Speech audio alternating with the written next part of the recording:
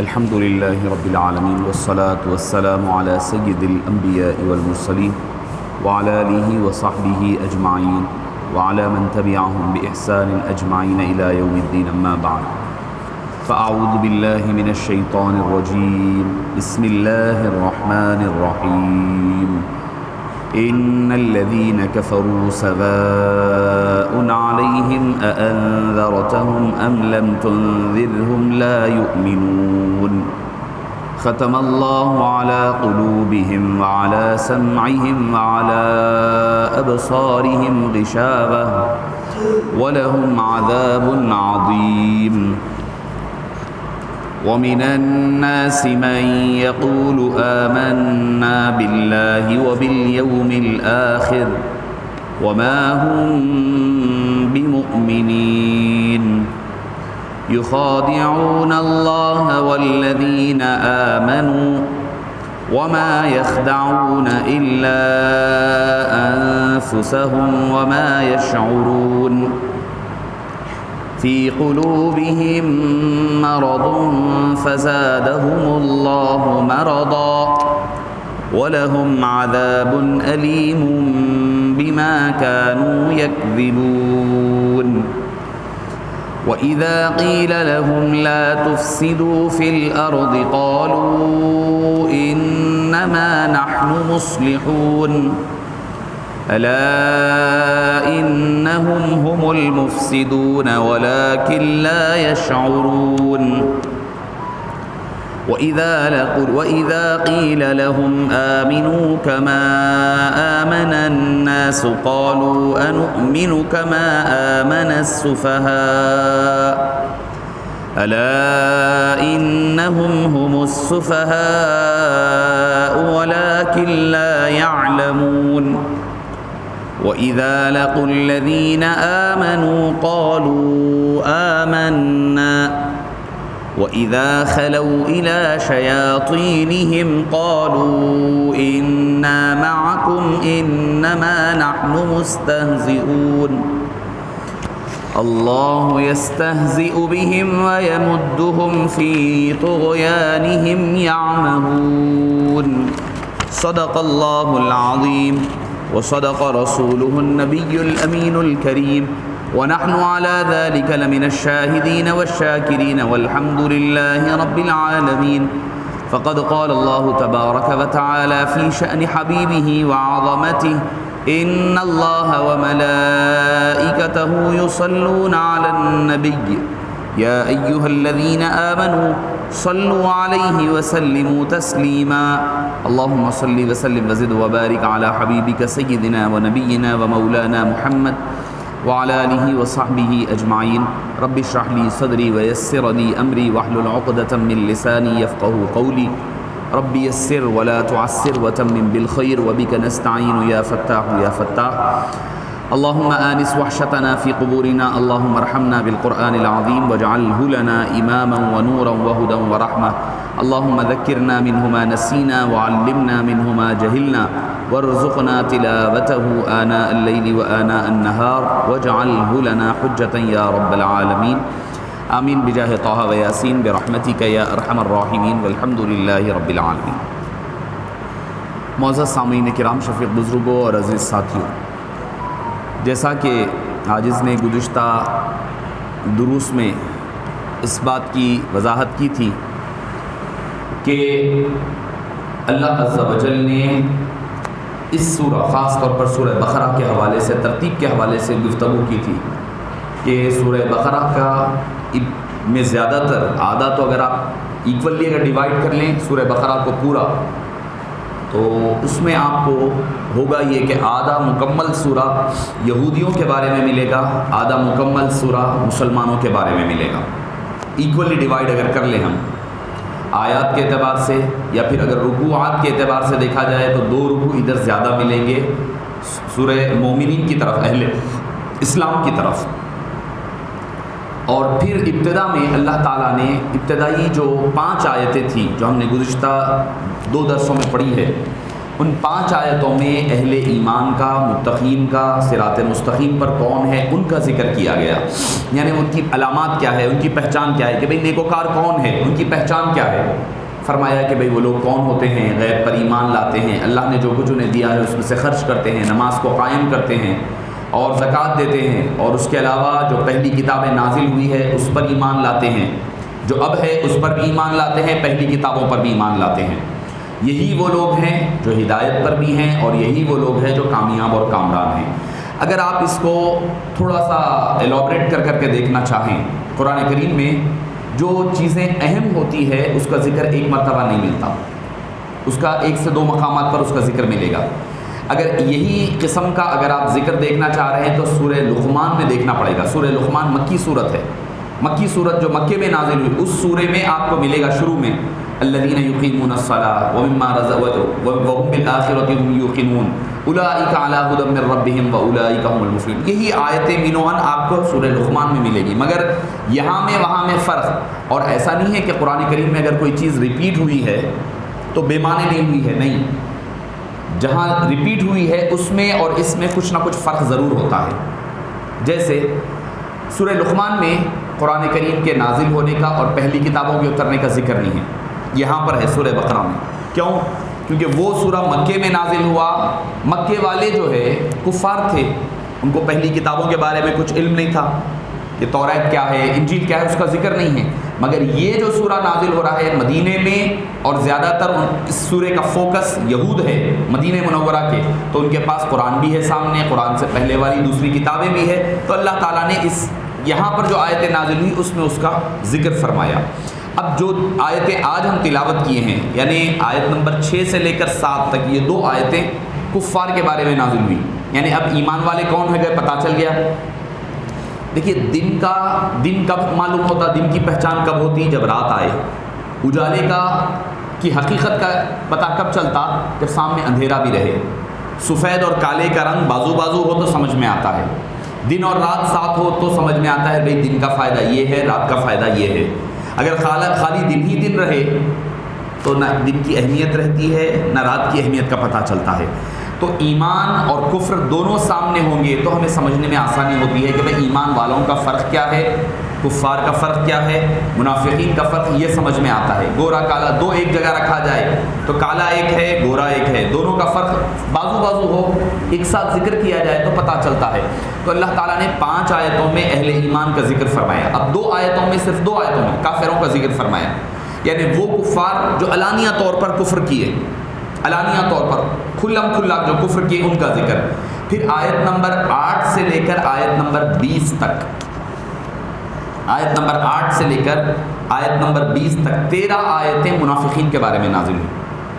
اس کے بعد پھر مومنین کا ذکر ہے، انسانوں کے پیدائش تخلیق کا ذکر ہے 2 رکوعات میں، پھر وہاں سے بنو اسرائیل کا آغاز ہوتا ہے۔ یہ ترتیب ہے، یہ ہر اعتبار سے، یعنی کتاب کوئی شروع ہو رہی ہے تو اس میں انٹروڈکشن دیا جا رہا ہے، یہ کیا کیا ہے 3 چیزوں کا بیان ہو رہا ہے، اس کے بعد اپنے موضوع کی طرف آیا جا رہا ہے۔ ابتدائی 2 آیتیں جو ہے ان الذین کفروا سواء علیہم سے لے کر ولہم عذاب عظیم تک، ان آیتوں کے بارے میں مفسرین کرام فرماتے ہیں اس سے مراد، بعض نے کہا کہ وضاحت کے ساتھ ابو جہل اور ابو لہب ہے، کلیئرلی۔ اب کوئی یہ آیتیں پڑھ کر یہ نہ سمجھے کہ بھئی یہ سارے کافروں کے اوپر ہوں گے، اگر ہم سارے کافر کے بارے میں سمجھ لیں گے تو پھر تبلیغ کا دروازہ بند ہو جائے گا۔ یہ آیتیں نازل ہونے کے بعد آپ صلی اللہ علیہ وسلم نے بھی تبلیغ فرمائی، لوگوں کو دعوت دی ہے دین کی طرف، صحابہ کرام نے بھی دی ہے، تو ہر آیت ہر ایک کے لیے برابر نہیں ہوتی، کافر بھی برابر نہیں ہوتے، مومن تو دور کی بات ہے، ہر کافر ایک جیسے نہیں ہیں، ان میں بھی فرق ہے، ہر منافق ایک جیسا نہیں ہے، ان میں بھی فرق ہے۔ یہ کفار وہ ہیں جو آخری لیول تک چلے گئے ہیں، اب پلٹ کر آنے کا ان کا راستہ بند ہو گیا ہے، اب یہ ایمان ہرگز نہیں لا سکتے۔ اب کوئی کہیں گے ارے بھائی جب اللہ تعالیٰ کے علم میں تھا کہ ایمان نہیں لائیں گے تو پھر اللہ تعالیٰ ان کو عذاب کیوں دے؟ تو یہ تقدیر کو سمجھنا ہوگا۔ تقدیر کیا ہے پتہ ہے؟ تقدیر یہ نہیں ہے کہ بھئی ہم جو کر رہے ہیں وہ ویسے ہی کر رہے ہیں جیسا کہ اللہ نے لکھا ہے، نہیں، ہم جیسا کریں گے اللہ نے ویسا لکھا ہے، یہ فرق ہے تقدیر میں۔ ہم لوگ کیا بعض لوگ یہ سمجھتے ہیں تقدیر، ارے بھائی تقدیر میں لکھا ہوا ہے، میں نماز پڑھوں نہیں پڑھوں کیا ہونے کا ہے، تقدیر میں تو آلریڈی لکھا ہوا ہے، نہیں، تقدیر میں لکھا ہوا ہے کے مطابق ہم کام نہیں کر رہے ہیں، ہم کیسا کام کریں گے یہ اللہ کو پتہ ہے، اس کے مطابق اللہ نے تقدیر میں لکھا ہے. یہ فرق ہے تقدیر کا. حضرت علی مرتضیٰ رضی اللہ عنہ سے پوچھا گیا تقدیر انسان کے بس میں کیا چیز ہے اور تقدیر کیا ہے؟ تو آپ نے فرمایا کہ آدمی ٹھہرا ہوا ہے، ایک پیر اٹھایا، ٹھیک ہے اٹھاؤ، اٹھا لیا، ٹھہر گیا، یہ انسان کے بس کی بات ہے. پھر فرمایا دوسرا پیر اٹھاؤ، نہیں اٹھا سکتا، تو بولے یہ تقدیر ہے، یہ مجبور ہے انسان. اسی کا نام تقدیر. اور آدمی کے اختیار کتنا ہے، ایک پیر اٹھا سکتا، دوسرا پیر نہیں اٹھا سکتا، یہ تقدیر ہے. یعنی انسان کے بس میں اللہ تعالیٰ نے جو چیزیں ہیں، اور ایسا نہیں ہے، کچھ معاملات اللہ نے تقدیر میں لکھ دی ہے، جیسے پیدا ہونا، مرنا، یہ انسان کے ہاتھ میں نہیں ہے. ہمارے پاس بڑے لڑکا ہو گیا تو بہو کو ڈانٹ ڈپٹ ہوتی، اس کو مار پیٹ ہوتی، اس پر ظلم ہوتا. یہ کہہ کر ارے بھائی بچہ نہیں ہوا، ارے بھائی اس کے اختیار میں ہے ہی نہیں وہ چیز، وہ تو اللہ کی مرضی ہے. اگر مور اوور دیکھا جائے تو لڑکا یا لڑکی کا پیدا ہونے کا تعلق زیادہ تر مرد سے ہوتا ہے، نہ کہ عورت سے. جو سائنس جاننے والے ہیں اس کا تعلق زیادہ تر مرد پر ڈیپینڈ کرتا ہے. اور آپ کو پتہ ہے، ہم سمجھتے کہ بھئی بچہ ایسے ہی ہو جاتا ہے وغیرہ. اللہ تعالیٰ جب آدمی قربت اختیار کرتا ہے تو ہر قطرہ اللہ سے پوچھتا ہے باری تعالیٰ اس کو ضائع کروں یا پھر اس سے کوئی اولاد پیدا ہو. پھر 2 ماہ گزر جاتے ہیں، 2 ماہ اس کے ماں کے حمل میں ٹھہرنے کے بعد بھی اس کے بعد پھر فرشتہ آ کر پوچھتا ہے باری تعالیٰ اس کو کیا کرنا ہے، اس کو لڑکا بنانا ہے یا لڑکی. اللہ سے پوچھا جا رہا ہے، اللہ کے حکم سے لڑکا یا لڑکی کا تعین ہوتا ہے. پھر پوچھا جاتا ہے اس کو شقی بنانا ہے یا سعید، یعنی اس کو نیکوکار بنانا ہے یا بدبخت بنانا ہے. یہ ساری چیزیں مقدرات میں ہوتی ہے. اس کے بعد انسان کی شکل و شباہت بننے لگتی ہے. اور جو حدیث پاک میں آیا ہے، آج کی ماڈرن سائنس اس بات کی گواہی دے رہی، 2 مہینے تک پتہ نہیں چلتا وہ کیا ہے، فیٹس کس کا ہے، انسان کا ہے، جانور کا ہے، نہیں پتہ چلتا. ویری نیکسٹ ڈے اس کا شکل و شباہت بننے لگتی ہے. یہ حبیب پاک صلی اللہ علیہ وسلم کا خود معجزہ ہے، آپ کا علم غیب ہے. آپ نے فرمایا کہ اتنے دنوں کے بعد اس کے جسم میں روح پھونکی جاتی ہے، پھر اس کی شکل بننے لگتی ہے. حدیث میں ہے یہ، فرشتہ آتا ہے، اس کو بناتا ہے، اس کی شکل و صورت. یہ ساری چیزیں کب بنتی ہے؟ 2 ماہ کے بعد بنتے ہیں. اور آج کی دور بھی سائنس بھی کہہ رہی ہے کہ 2 ماہ تک وہ پتہ نہیں چلتا کون ہے. تو معزز سامعین کرام، اللہ تعالیٰ نے انسان کے کام کرنے کے مطابق اللہ کو علم ہے، اس کے مطابق اللہ عز و جل نے اس چیز کو لکھا ہے. اب یہ کفار وہ جو دشمنی میں، عداوت میں بہت آگے بڑھ گئے، ان کفار کی بات ہو رہی ہے. اور ایک بات یاد رکھیں، کافروں میں بھی 2 قسم کے کافر ہیں. ایک وہ جو حبیب پاک سے دشمنی کرنے والے، ذات رسالت مآب سے دشمنی کرنے والے. ایک وہ ہے جو پیغام سے دشمنی کرنے والے، میسیج سے دشمنی کرنے والے، تبلیغ سے دشمنی کرنے والے. اللہ تعالیٰ نے پہلے قسم کے کافروں کو ہدایت نہیں دی. جو آقا نامدار صلی اللہ علیہ وسلم سے دشمنی کرے، ذات محمد مصطفیٰ سے، اللہ نے ان کو ہدایت نہیں دی. جو تبلیغ کے دشمن تھے، دین کے دشمن تھے، اللہ نے ان کو ہدایت دے دی. تو اللہ کے نزدیک حبیب پاک صلی اللہ علیہ وسلم کا مقام و مرتبے کا پتہ چلتا ہے. یعنی جو حبیب کا ہے وہ اگر کافر بھی ہے تو کچھ وقفے بعد میں اس کو ہدایت دے دوں گا. جو حبیب پاک سے ابو جہل ہے، حالانکہ آپ صلی اللہ علیہ وسلم نے 2 کی دعا کی تھی، ابو جہل کی اور عمر بن خطاب کی. اللہ تعالیٰ نے عمر بن خطاب کے نام حق میں وہ دعا کو قبول فرمایا، ابو جہل کو رد کر دیا. کیوں؟ کیونکہ وہ ذات حبیب پاک صلی اللہ علیہ وسلم سے لڑائی کرتا، آپ صلی اللہ علیہ وسلم کو تکلیف پہنچایا کرتا. عمر فاروق تکلیف نہیں پہنچاتے تھے، آمنا سامنا نہیں کرتے تھے حبیب پاک کا. جو لوگ ایمان لائے ان پر ظلم کرتے تھے. یہ ان کا ذہن میں تھا کہ آپ صلی اللہ علیہ وسلم کے ایمان کے اعلان سے لوگ بڑھ گئے ہیں، قبیلے بڑھ گئے ہیں، خاندان بڑھ گئے، اس وجہ سے وہ دشمنی کرتے تھے. تو اللہ تعالیٰ نے ان کافروں کو ایمان کی دولت سے سرفراز فرمایا جو کفار دین کے مخالف تھے، حبیب کے نہیں. فرمایا میرے حبیب کا جو مخالف نہیں ہے اس کو ایمان کی حلاوت دے دوں گا. اس میں ان لوگوں کا جو حبیب پاک کے راز دشمن تھے. ابو جہل اونٹ کی اوجھڑی لا کر پیٹ پر رکھ دیتا، اونٹ کی اوجھڑی لا کر کے، جو ہم بوٹی جس کو کہتے ہیں، اونٹ کی، بکرے کی، گائے کی ہم دیکھتے، اونٹ کی لا کر کے آپ کی گردن پر رکھ دیتا، ستایا کرتا. ابو لہب گھر کے بالکل پڑوس میں ہے، چچا ہے، ایک ہی دیوار کا فاصلہ ہے، ایک ہی دیوار ہے درمیان میں، پڑوسی بھی ہے، رشتہ دار بھی ہے. آپ صلی اللہ علیہ وسلم کو ہر وقت تکلیف دیا کرتا. اس کی بیوی ام جمیل جا کر کے لکڑیاں، خاردار کانٹیاں لا کر کے آپ صلی اللہ علیہ وسلم کے راستوں میں بچھایا کرتی، تکلیف دیا کرتی. اللہ تعالیٰ نے ان لوگوں کو ہدایت نہیں دی. ان کے بارے میں فرمایا جا رہا ہے ان الذین کفروا، بے شک وہ لوگ جنہوں نے کفر کیا اور کفر کی آخری حد تک پہنچ گئے. تو مطلب یہ بتلانا نوجوان بچے بھی اس لیے کہ کئی بار ایسا ہوتا کہ ایک آیت آئی، یہ آیت ہے، اگر ہم یہ آیت لے آ کر کے کافروں کو سنائیں گے، وہ لوگ بولیں گے بھئی آپ کے پاس ہی دین میں لکھا ہوا ہے کہ بھئی ان کو ڈرانا نہیں ڈرانا برابر ہے، اب یہ ایمان لانے والے نہیں ہیں تو ہم کیوں لائیں گے ایمان. تو یہ بتلانا پڑے گا. تعویل خاص اس کو کہتے ہیں تفسیر کے معاملات میں، تعویل خاص اس کو کہتے ہیں کہ کوئی خاص آدمی کے حوالے سے اگر کوئی آیت نازل ہوئی تو اس کے معنی اسی خاص معنی میں لیے جائیں. یا تعویل عام یعنی ان جنرل اگر کسی کو ہم ایکسپلین کر رہے ہیں، تفسیر بیان ہو رہی ہے، تو قیامت تک کے ایسے لوگ جو ایمان کفر کر کر کے اڑ جائیں گے ان کے لیے یہ حکم نافذ ہوگا. بے شک وہ لوگ جنہوں نے کفر کیا سواء برابر ہے، ایکول ہے. بے شک جو لوگ کفر کرے اور ڈٹ گئے اڑ گئے اس پر، سواء علیہم ان کے لیے برابر ہے، ایکول ہے. انذرتہم اے حبیب پاک چاہے تو آپ ڈرائیں یا آپ ڈرائیں، ام لم تنذرہم یا نہ ڈرائیں، لا یؤمنون وہ ایمان لانے والے نہیں ہیں. یا آپ ان کو ڈرائیں یا نہ ڈرائیں ان کے اوپر کوئی اثر نہیں ہونے والا، کیونکہ اب ان کے دل، ان کی سماعت، ان کی بصارت سب کفر کی وجہ سے کور ہو گئی ہے، اس پر ڈھٹے لگے ہیں. آگے کی آیت میں آ رہا ہے اس کا ذکر.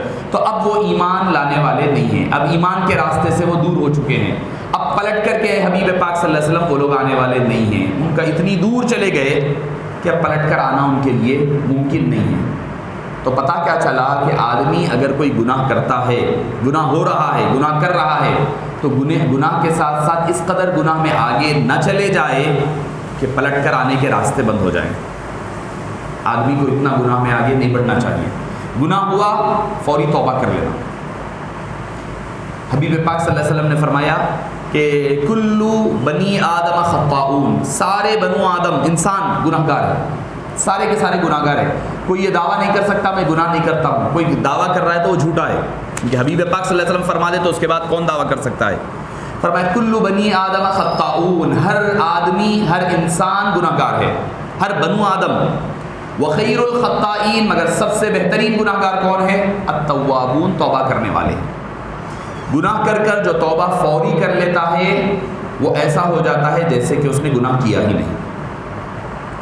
آگے ایک اور جو پکی سچی توبہ کرتا ہے، سچی توبہ کو تو خالی کلوں پہ مار لینے کا نام توبہ نہیں ہے.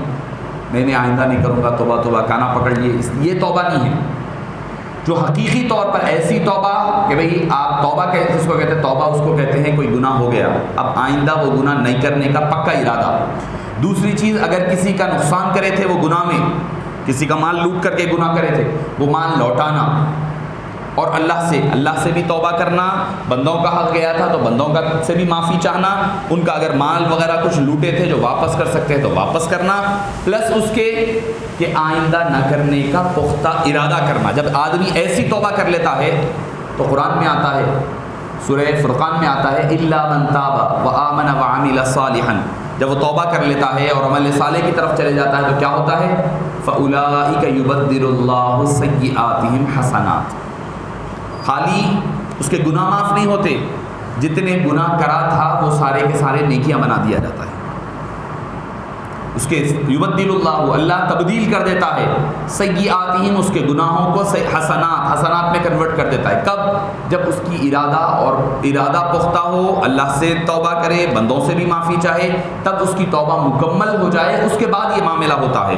تو معزز سامعین کرام، ان الذین کفروا، بے شک جنہوں نے کفر کیا اور اڑ گئے کفر پر، آخری حد تک پہنچ گئے، سواء علیہم برابر ہے ان کے لیے، انذرتہم کہ آپ ڈرائیں، ام لم تنذرہم یا آپ نہ ڈرائیں، فہم لا یؤمنون وہ ایمان لانے والے نہیں ہیں. یہی آیت کی سیم ورڈنگز آپ کو اس میں ملے گی سورہ یاسین میں، وَسَوَاءٌ عَلَيْهِمْ أَأَنذَرْتَهُمْ أَمْ لَمْ تُنذِرْهُمْ لَا يُؤْمِنُونَ إِنَّمَا تُنذِرُ مَنِ اتَّبَعَ الذِّكْرَ وَخَشِيَ الرَّحْمَنَ بِالْغَيْبِ. وہاں پر دوسرے الفاظ کے ساتھ آ رہا ہے، وہاں پر بھی یعنی اہم جو عنوان رہے گا قرآن کا وہ آپ کو قرآن کریم میں مختلف جگہوں پر ٹکرائیں گی، وہ آیتیں پلٹ کر کے آئے گی. اس سے پتہ اس بات کا اندازہ لگایا جا سکتا ہے یہ بہت اہم عنوان ہے، بہت اہم ٹاپک ہے جس کو ریپیٹڈلی لایا جا رہا ہے. اب وہ ایمان کیوں نہیں لائیں گے؟ جو کفار ہے، یعنی ابو جہل، ابو لہب ہے، ولید بن مغیرہ ہے، ایسے لوگ. اور معلوم ہے کفار میں بھی کئی لوگ الگ الگ ہیں. ابو جہل ہے کھلم کھلا کافر ہے، ستا رہا ہے، گالیاں دے رہا ہے، نعوذ باللہ مجنون، ساحر، سب کہہ رہا ہے، کھلم کھلا کافر ہے۔ ابو لہب ہے، اس کا کفر بھی ثابت ہے، کھلا اعلانیہ کرنے والا۔ ایک کافر تھا، اس کا نام تھا ولید بن مغیرہ۔ انہیں کیا کرتا تھا پتہ ہے کہ نہیں بھائی ٹھیک ہے، اسلام بھی صحیح ہے، کافر بھی صحیح ہے، انہوں بھی صحیح انہوں بھی صحیح، ٹھیک ہے آپ بھی خوش رہو ہم بھی خوش رہو، یہ پالیسی اپنا تھا ولید بن مغیرہ۔ خاص طور پر اس کا کردار تھا کیا، نہیں بھائی ٹھیک ہے ایک کام کرو اے محمد صلی اللہ علیہ وسلم، آپ ایک دن ہماری عبادت کر لو، ہم ایک دن آپ کی کر لیتے، ایک سال ہمارے معبودوں کو پوج لو، ایک سال آپ کر لو، یہ لڑائی جھگڑے کئی کو سب مل کر رہیں گے، آپ بھی صحیح ہم بھی، آج ہمارے پاس بھی یہ فکر پائی جاتی، آؤ بھائی ٹھیک ہے چلو، انہوں بھی ہے تو ان کے بھی صحیح ہیں، ان کے بھی کام چل رہے ہیں صحیح، ٹھیک ہے انہوں بھی صحیح ہیں ہم بھی صحیح۔ نہیں، اللہ تعالیٰ نے ابو جہل ابو لہب کے بارے میں تو یہ آیتیں نازل کی، اتنی اس کی مذمت نہیں ہے ان آیتوں میں، مگر ولید بن مغیرہ کی سب سے زیادہ مذمت کی گئی۔ سورہ قلم میں وَدُّوا لَوْ تُدْهِنُ فَيُدْهِنُونَ فَلَا تُطِعْ كُلَّ حَلَّافٍ مَّهِينٍ هَمَّازٍ مَّشَّاءٍ بِنَمِيمٍ مَّنَّاعٍ لِّلْخَيْرِ مُعْتَدٍ أَثِيمٍ عُتُلٍّ بَعْدَ ذَلِكَ زَنِيمٍ أَن كَانَ ذَا مَالٍ وَبَنِينَ إِذَا تُتْلَىٰ عَلَيْهِ آيَاتُنَا قَالَ أَسَاطِيرُ الْأَوَّلِينَ سَنَسِمُهُ عَلَى الْخُرْطُومِ۔ یہ ساری آیتیں ولید کے بارے میں نازل ہوئی، یعنی وہ یہ چاہتا ہے کہ بھئی حق کو اور باطل کو ملا دیا جائے، یعنی کوئی ناراض نہ ہو، ہر ایک کو، یعنی کفر ایمان کی بات ہو رہی ہے، مسلمانوں کی بات نہیں، کفر اور ایمان کو دونوں کو ملا کر کے دونوں کو ایک جگہ ایک پلیٹ فارم پر لا کر کے پیش کیا جائے۔ اللہ تعالیٰ نے اس کی زیادہ مذمت فرمائی ہے۔ کھلا کافر ہے، کافر ہے، کافر ہی ہے، مگر یہ کافر ہوتے ہوئے بھئی حکمت کی بات کرے، مصلحت سے لوگوں کو ملا دے، یعنی کفر کو اور اسلام کو ملایا جائے، اس کی کوشش یہ ہوا کرتی۔ اور آپ صلی اللہ علیہ وسلم کے بارے میں کیا کرتا، خود نہیں آتا سامنے، دوسروں کو بھٹکاتا۔ ابو جہل کو جا کے ارے بھائی جا کے یہ کر کے آ، ابو سفیان جب ایمان نہیں لائے جا کے یہ کر ایسا کر آؤ، ابو لہب کو بھڑکایا، اس کو بھڑکانا، بچوں کو بھڑکانا، خود نہیں آنا سامنے، دوسروں کو بھڑکا کر کے آگے کر دینا۔ تو اس چیز کو اللہ نے ناپسند کیا ہے۔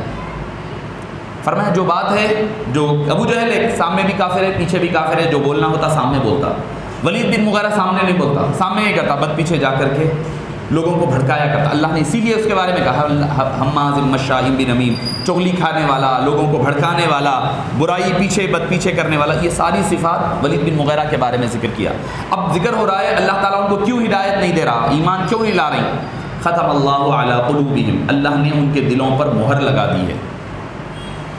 ختم سیل کو کہتے ہیں، اسٹیمپ کو کہتے ہیں، اسٹیمپ لگانے کو کہتے ہیں، یعنی کوئی چیز آپ انویلپ میں پیپر رکھ دیے، کوئی ایگزام پیپر رکھ دیے، رکھ کر کے انویلپ کو بند کر کے اس کو اسٹیمپ لگا دیا، تو مطلب یہ اب سیل ہے، کوئی کھول نہیں سکتا اس کو، یہ پیکٹ ہو گیا، یہ سیل ہو گیا، یعنی اللہ نے ان کے دلوں پر ایسی مہر لگا دی، اب ایمان ان کے دلوں میں داخل ہو ہی نہیں سکتا، کیونکہ دل ہی اصل مصدر ہے، دل ہی اصل پوائنٹ ہے، سنٹر ہے، جس سے ایمان نصیب ہوتا آدمی کو۔ اگر دل تک بات پہنچی تو یہ اصل چیز ہے، کہ زبان سے کہہ بھی دیا لا الہ تو کیا حاصل، دل و نگاہ مسلمان نہیں تو کچھ بھی نہیں، تو دل کا ہونا اصل ضروری ہے۔ اسی لیے حدیث پاک میں بھی آیا کہ انا فی جسدی بنی آدم لمضغۃ، کہ انسان کے جسم میں ایک لوتھڑا ہے، ایک گوشت کا ٹکڑا ہے، وَإِذَا صَلُحَتْ صَلُحَ الْجَسَدُ كُلُّهُ، جب وہ ٹھیک ہو جاتا ہے تو سارا جسم ٹھیک ہو جاتا ہے، وَإِذَا فَسَدَتْ فَسَدَ الْجَسَدُ كُلُّهُ، جب وہ خراب ہو جاتا ہے تو سارا جسم خراب ہو جاتا ہے۔ الا وہی القلب، آپ نے فرمایا ہے یاد رکھو وہ دل ہے، وہ دل ہے، دل اچھا ہے تو سب اچھا ہے۔ آج ڈاکٹرز بھی بول رہے ہیں بھائی بی پی بلڈ پریشر صحیح ہے، ہائی بلڈ پریشر نہیں ہے، ہارٹ کی کوئی بیماری نہیں ہے، تو آپ کا سب باڈی ٹھیک ہے۔ دل خراب ہے تو سب خراب ہے، دل اچھا ہے تو سب اچھا ہے۔ تو معزز سامعین کرام، حبیب داور صلی اللہ علیہ وسلم نے فرمایا کہ ختم اللہ، کہ دل جو ہے اصل چیز ہے، اسی لیے مولانا روم نے فرمایا کہ دل گزرگاہ جلیل اکبر است، دل جو ہے اللہ کے گزرنے کا راہ ہے۔ کعبہ در بنائے خلیل آزر است، کعبہ جو ہے حضرت ابراہیم کے بیٹے، حضرت آزر کے بیٹے ابراہیم نے بنایا ہے، حضرت ابراہیم نے بنایا ہے، بھتیجے حضرت ابراہیم علیہ السلام کے چچا کا نام آزر تھا، والد کا نام تعارف تھا۔ تو جو دل ہے وہ اللہ کے گزرنے کی جگہ ہے، یہ ٹوٹ گیا تو نہیں جڑتا، یہ اگر ٹوٹ جائے تو نہیں جڑ سکتا۔ کعبہ اگر ٹوٹے تو پھر دوبارہ بن سکتا ہے، مگر دل اگر کسی کا ٹوٹ جائے تو پھر نہیں بنتا۔ تو اسی لیے اللہ تعالیٰ نے پہلے ذکر دل کا فرمایا، ختم اللہ علی قلوبہم، ان کے دلوں کو اللہ نے مہر لگا دی ہے، وعلی سمعہم وعلی ابصارہم، وعلی سمعہم، اور ان کی سماعتوں پر بھی، یعنی اب دل تک جو بات پہنچنا ہے اثر کب ہوتا؟ دو چیزوں سے ہوتا، یا تو آدمی دیکھے تو دل پر اثر ہوتا، یا کان سے سنے تو دل پر اثر ہوتا۔ یہ دو سورسز ہے، کان اور آنکھ، دو سورسز ہے دل کو اثر کرنے والے۔ دل پہ جو چوٹ لگتی دو چیزوں سے لگتی، آپ کوئی اچھی بات سنیں گے تو دل پر چوٹ پہنچے گی، دل پر اثر ہوگا، یا کسی کو مجبور دیکھے، کوئی بات اچھی دیکھے، کوئی چیز آنکھوں سے دیکھے تو دل میں رقت پیدا ہوتی ہے۔ تو فرمایا یہ دونوں راستوں کو ہم نے بند کر دیا ہے، کیا؟ ان کی سماعت پر بھی مہر ہے، وعلی ابصارہم غشاوہ، اور ان کی آنکھوں کے سامنے پردہ ڈال دیا گیا، دیکھ بھی نہیں سکتے، سن بھی نہیں سکتے، حالانکہ زندہ ہے وہ لوگ۔ جتنے لوگوں کے بارے میں ذکر ہو رہا، ابو جہل زندگی بھر آنکھ والا بھی تھا، کان والا بھی تھا، دیکھتا بھی تھا، سنتا بھی تھا، یعنی پتہ چلا کہ انسان عام دیکھنا سننا کام نہیں دیتا جب تک کہ اس چیز کو اللہ عز و جل کے ہدایت کی روشنی میں نہیں دیکھے، جب تک اس کا دیکھنا نہیں ہے۔ یعنی مثال کے طور پر آنکھ دی اللہ نے، کیوں دی؟ کہ اس کے جلووں کو دیکھا جائے، اس کی قدرت کے مناظر کو دیکھا جائے، جب وہ سامنے رکھ کر کے دیکھا جائے، یہ نعمت سمجھے، اللہ کی دی ہوئی آنکھ کو نعمت سمجھے، نعمت سمجھ کر کے جو دیکھنا ہے دیکھے تو حقیقی دیکھنا ہے۔ یہ کان ہے جس سے سن رہے ہیں ہم، یہ حقیقت میں کب کان کام آئیں گے؟ جب آپ اس سے اللہ کی دی ہوئی حقیقت کو سمجھیں گے، اللہ کی ذات کو سمجھیں گے تو کام کے ہے، ورنہ تو پھر بیکار ہے۔ یعنی وہ دیکھ رہے ہیں، سن بھی رہے ہیں، مگر چونکہ ان کا دیکھنا اور سننا دونوں کے دونوں اللہ کی مرضی کے خلاف جا رہے ہیں، تو وہ سننے والے بھی بیکار ہے، وہ دیکھنے والی آنکھ بھی بیکار ہے۔ ختم اللہ علی قلوبہم، اللہ نے ان کے دلوں پر مہر لگا دیا ہے، وعلی سمعہم، اور ان کی سماعتوں پر بھی، یعنی ان کے کان پر مہر لگی ہوئی ہے، سن نہیں سکتے، بہرے ہو چکے ہیں، یعنی حقیقت کو سننے سے بہرے ہو گئے ہیں۔ عام بات تو سنتے ہیں، تو اللہ کے نزدیک جو بات عام زندگی کی چیزیں ہیں وہ سننا کام کا نہیں ہے۔ اللہ اور اللہ کے حبیب صلی اللہ علیہ وسلم کے بارے میں سننا اور دیکھنا، اصل سننا اور دیکھنا ہے۔ وعلی ابصارہم غشاوہ، اور ان کے آنکھوں پر بھی پردہ پڑا ہوا ہے، چھایا ہوا ہے، غشا یغشا، کیا ہے؟ سورہ نجم میں آیا ہے، اذ یغشی السدرۃ ما یغشی، غشا یغشی کسی چیز کو ڈھانپ دینا، کور کر دینا۔ سدرہ کے پاس جب حبیب پاک صلی اللہ علیہ وسلم معراج کی رات پہنچے تو وہ اللہ کے نور، انوار اور تجلیات سے ڈھکا ہوا تھا۔ اذ یغشی السدرۃ ما یغشی، تو غشا یغشی کسی چیز کو چھپا دینا، کور کر دینا، غلاف اڑا دینے کو کہتے ہیں۔ تو فرمایا وعلی ابصارہم غشاوہ، کہ ان کی آنکھوں پر ایک پردہ ڈلا ہوا ہے، ان کی آنکھوں کو چھپایا ہوا ہے۔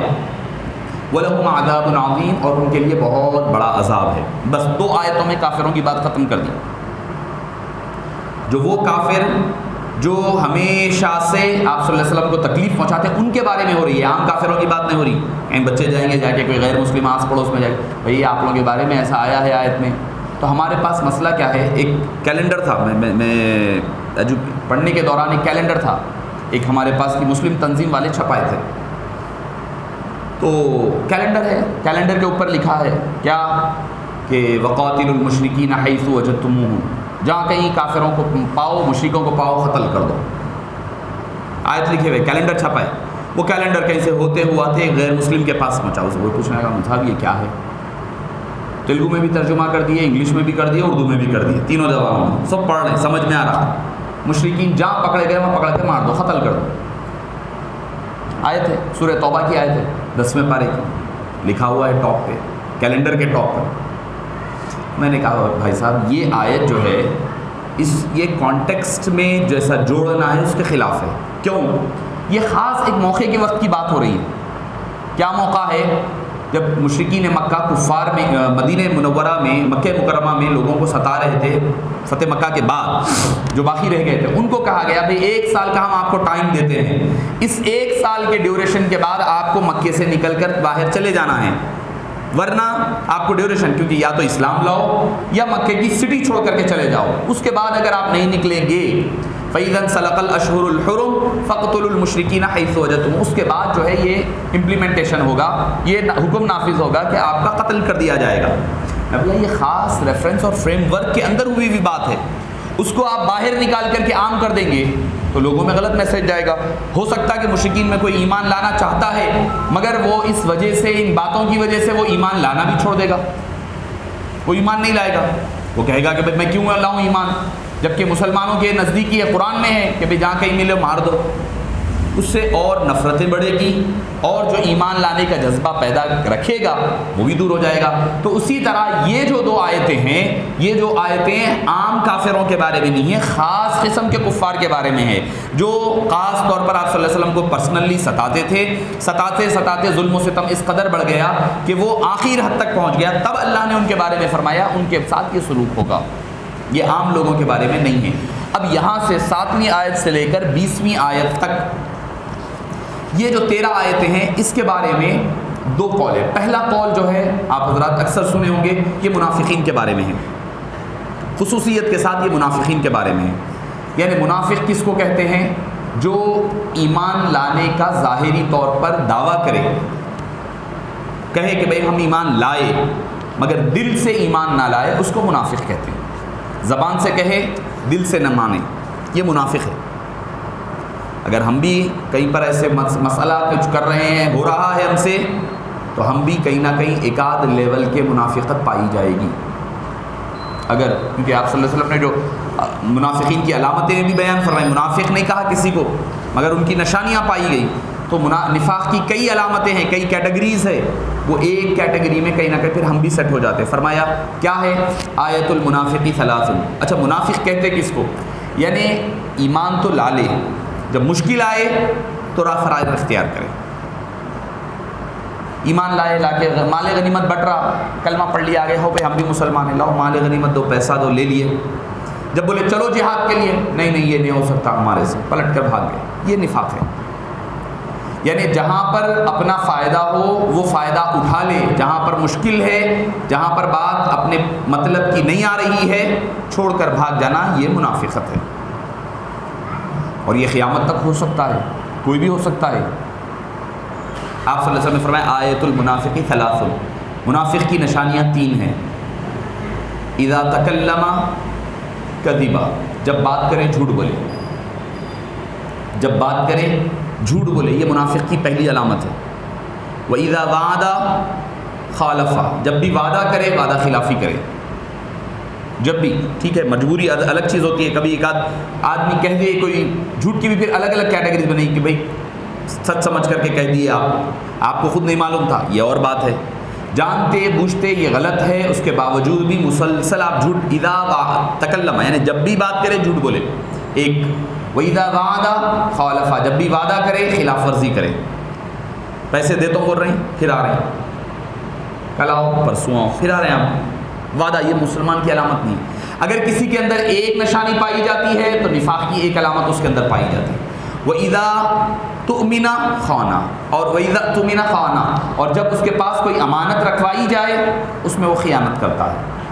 یعنی کہے کہ میں آپ پاس یہ پیسے رکھو میرے، اس میں خیانت. یہاں تک کہ ہم حضرت ابوالوفا افغانی علیہ رحمٰن سے سنتے تھے کہ بارے میں سنے ہیں کہ ان کے پاس اگر کوئی لا کر پیسے رکھواتے 1000 روپے مثال کے طور پر، حضرت یہ رکھیے میں آپ پاس سے بعد میں لیتا ہوں، تو حضرت وہ نوٹوں کا بنڈل جیسے کا ویسا اس کو تاگا وغیرہ بن کے چٹھی لگا کر کے ایک کتاب میں لکھ دیتے کہ یہ آدمی کے پیسے ہے، یہ فلاں دن رکھا ہے، اگر میں مر گیا تو جو ہے ان کے پیسے دے دینا. ساری چیزیں لکھ کر کے وہ پرچی وہ چٹھی صندوقچے میں الگ رکھ دیتے. وہی نوٹ جب انہوں مانگنے آتے تو وہی نوٹ کا بنڈل نکال کر دیتے تھے.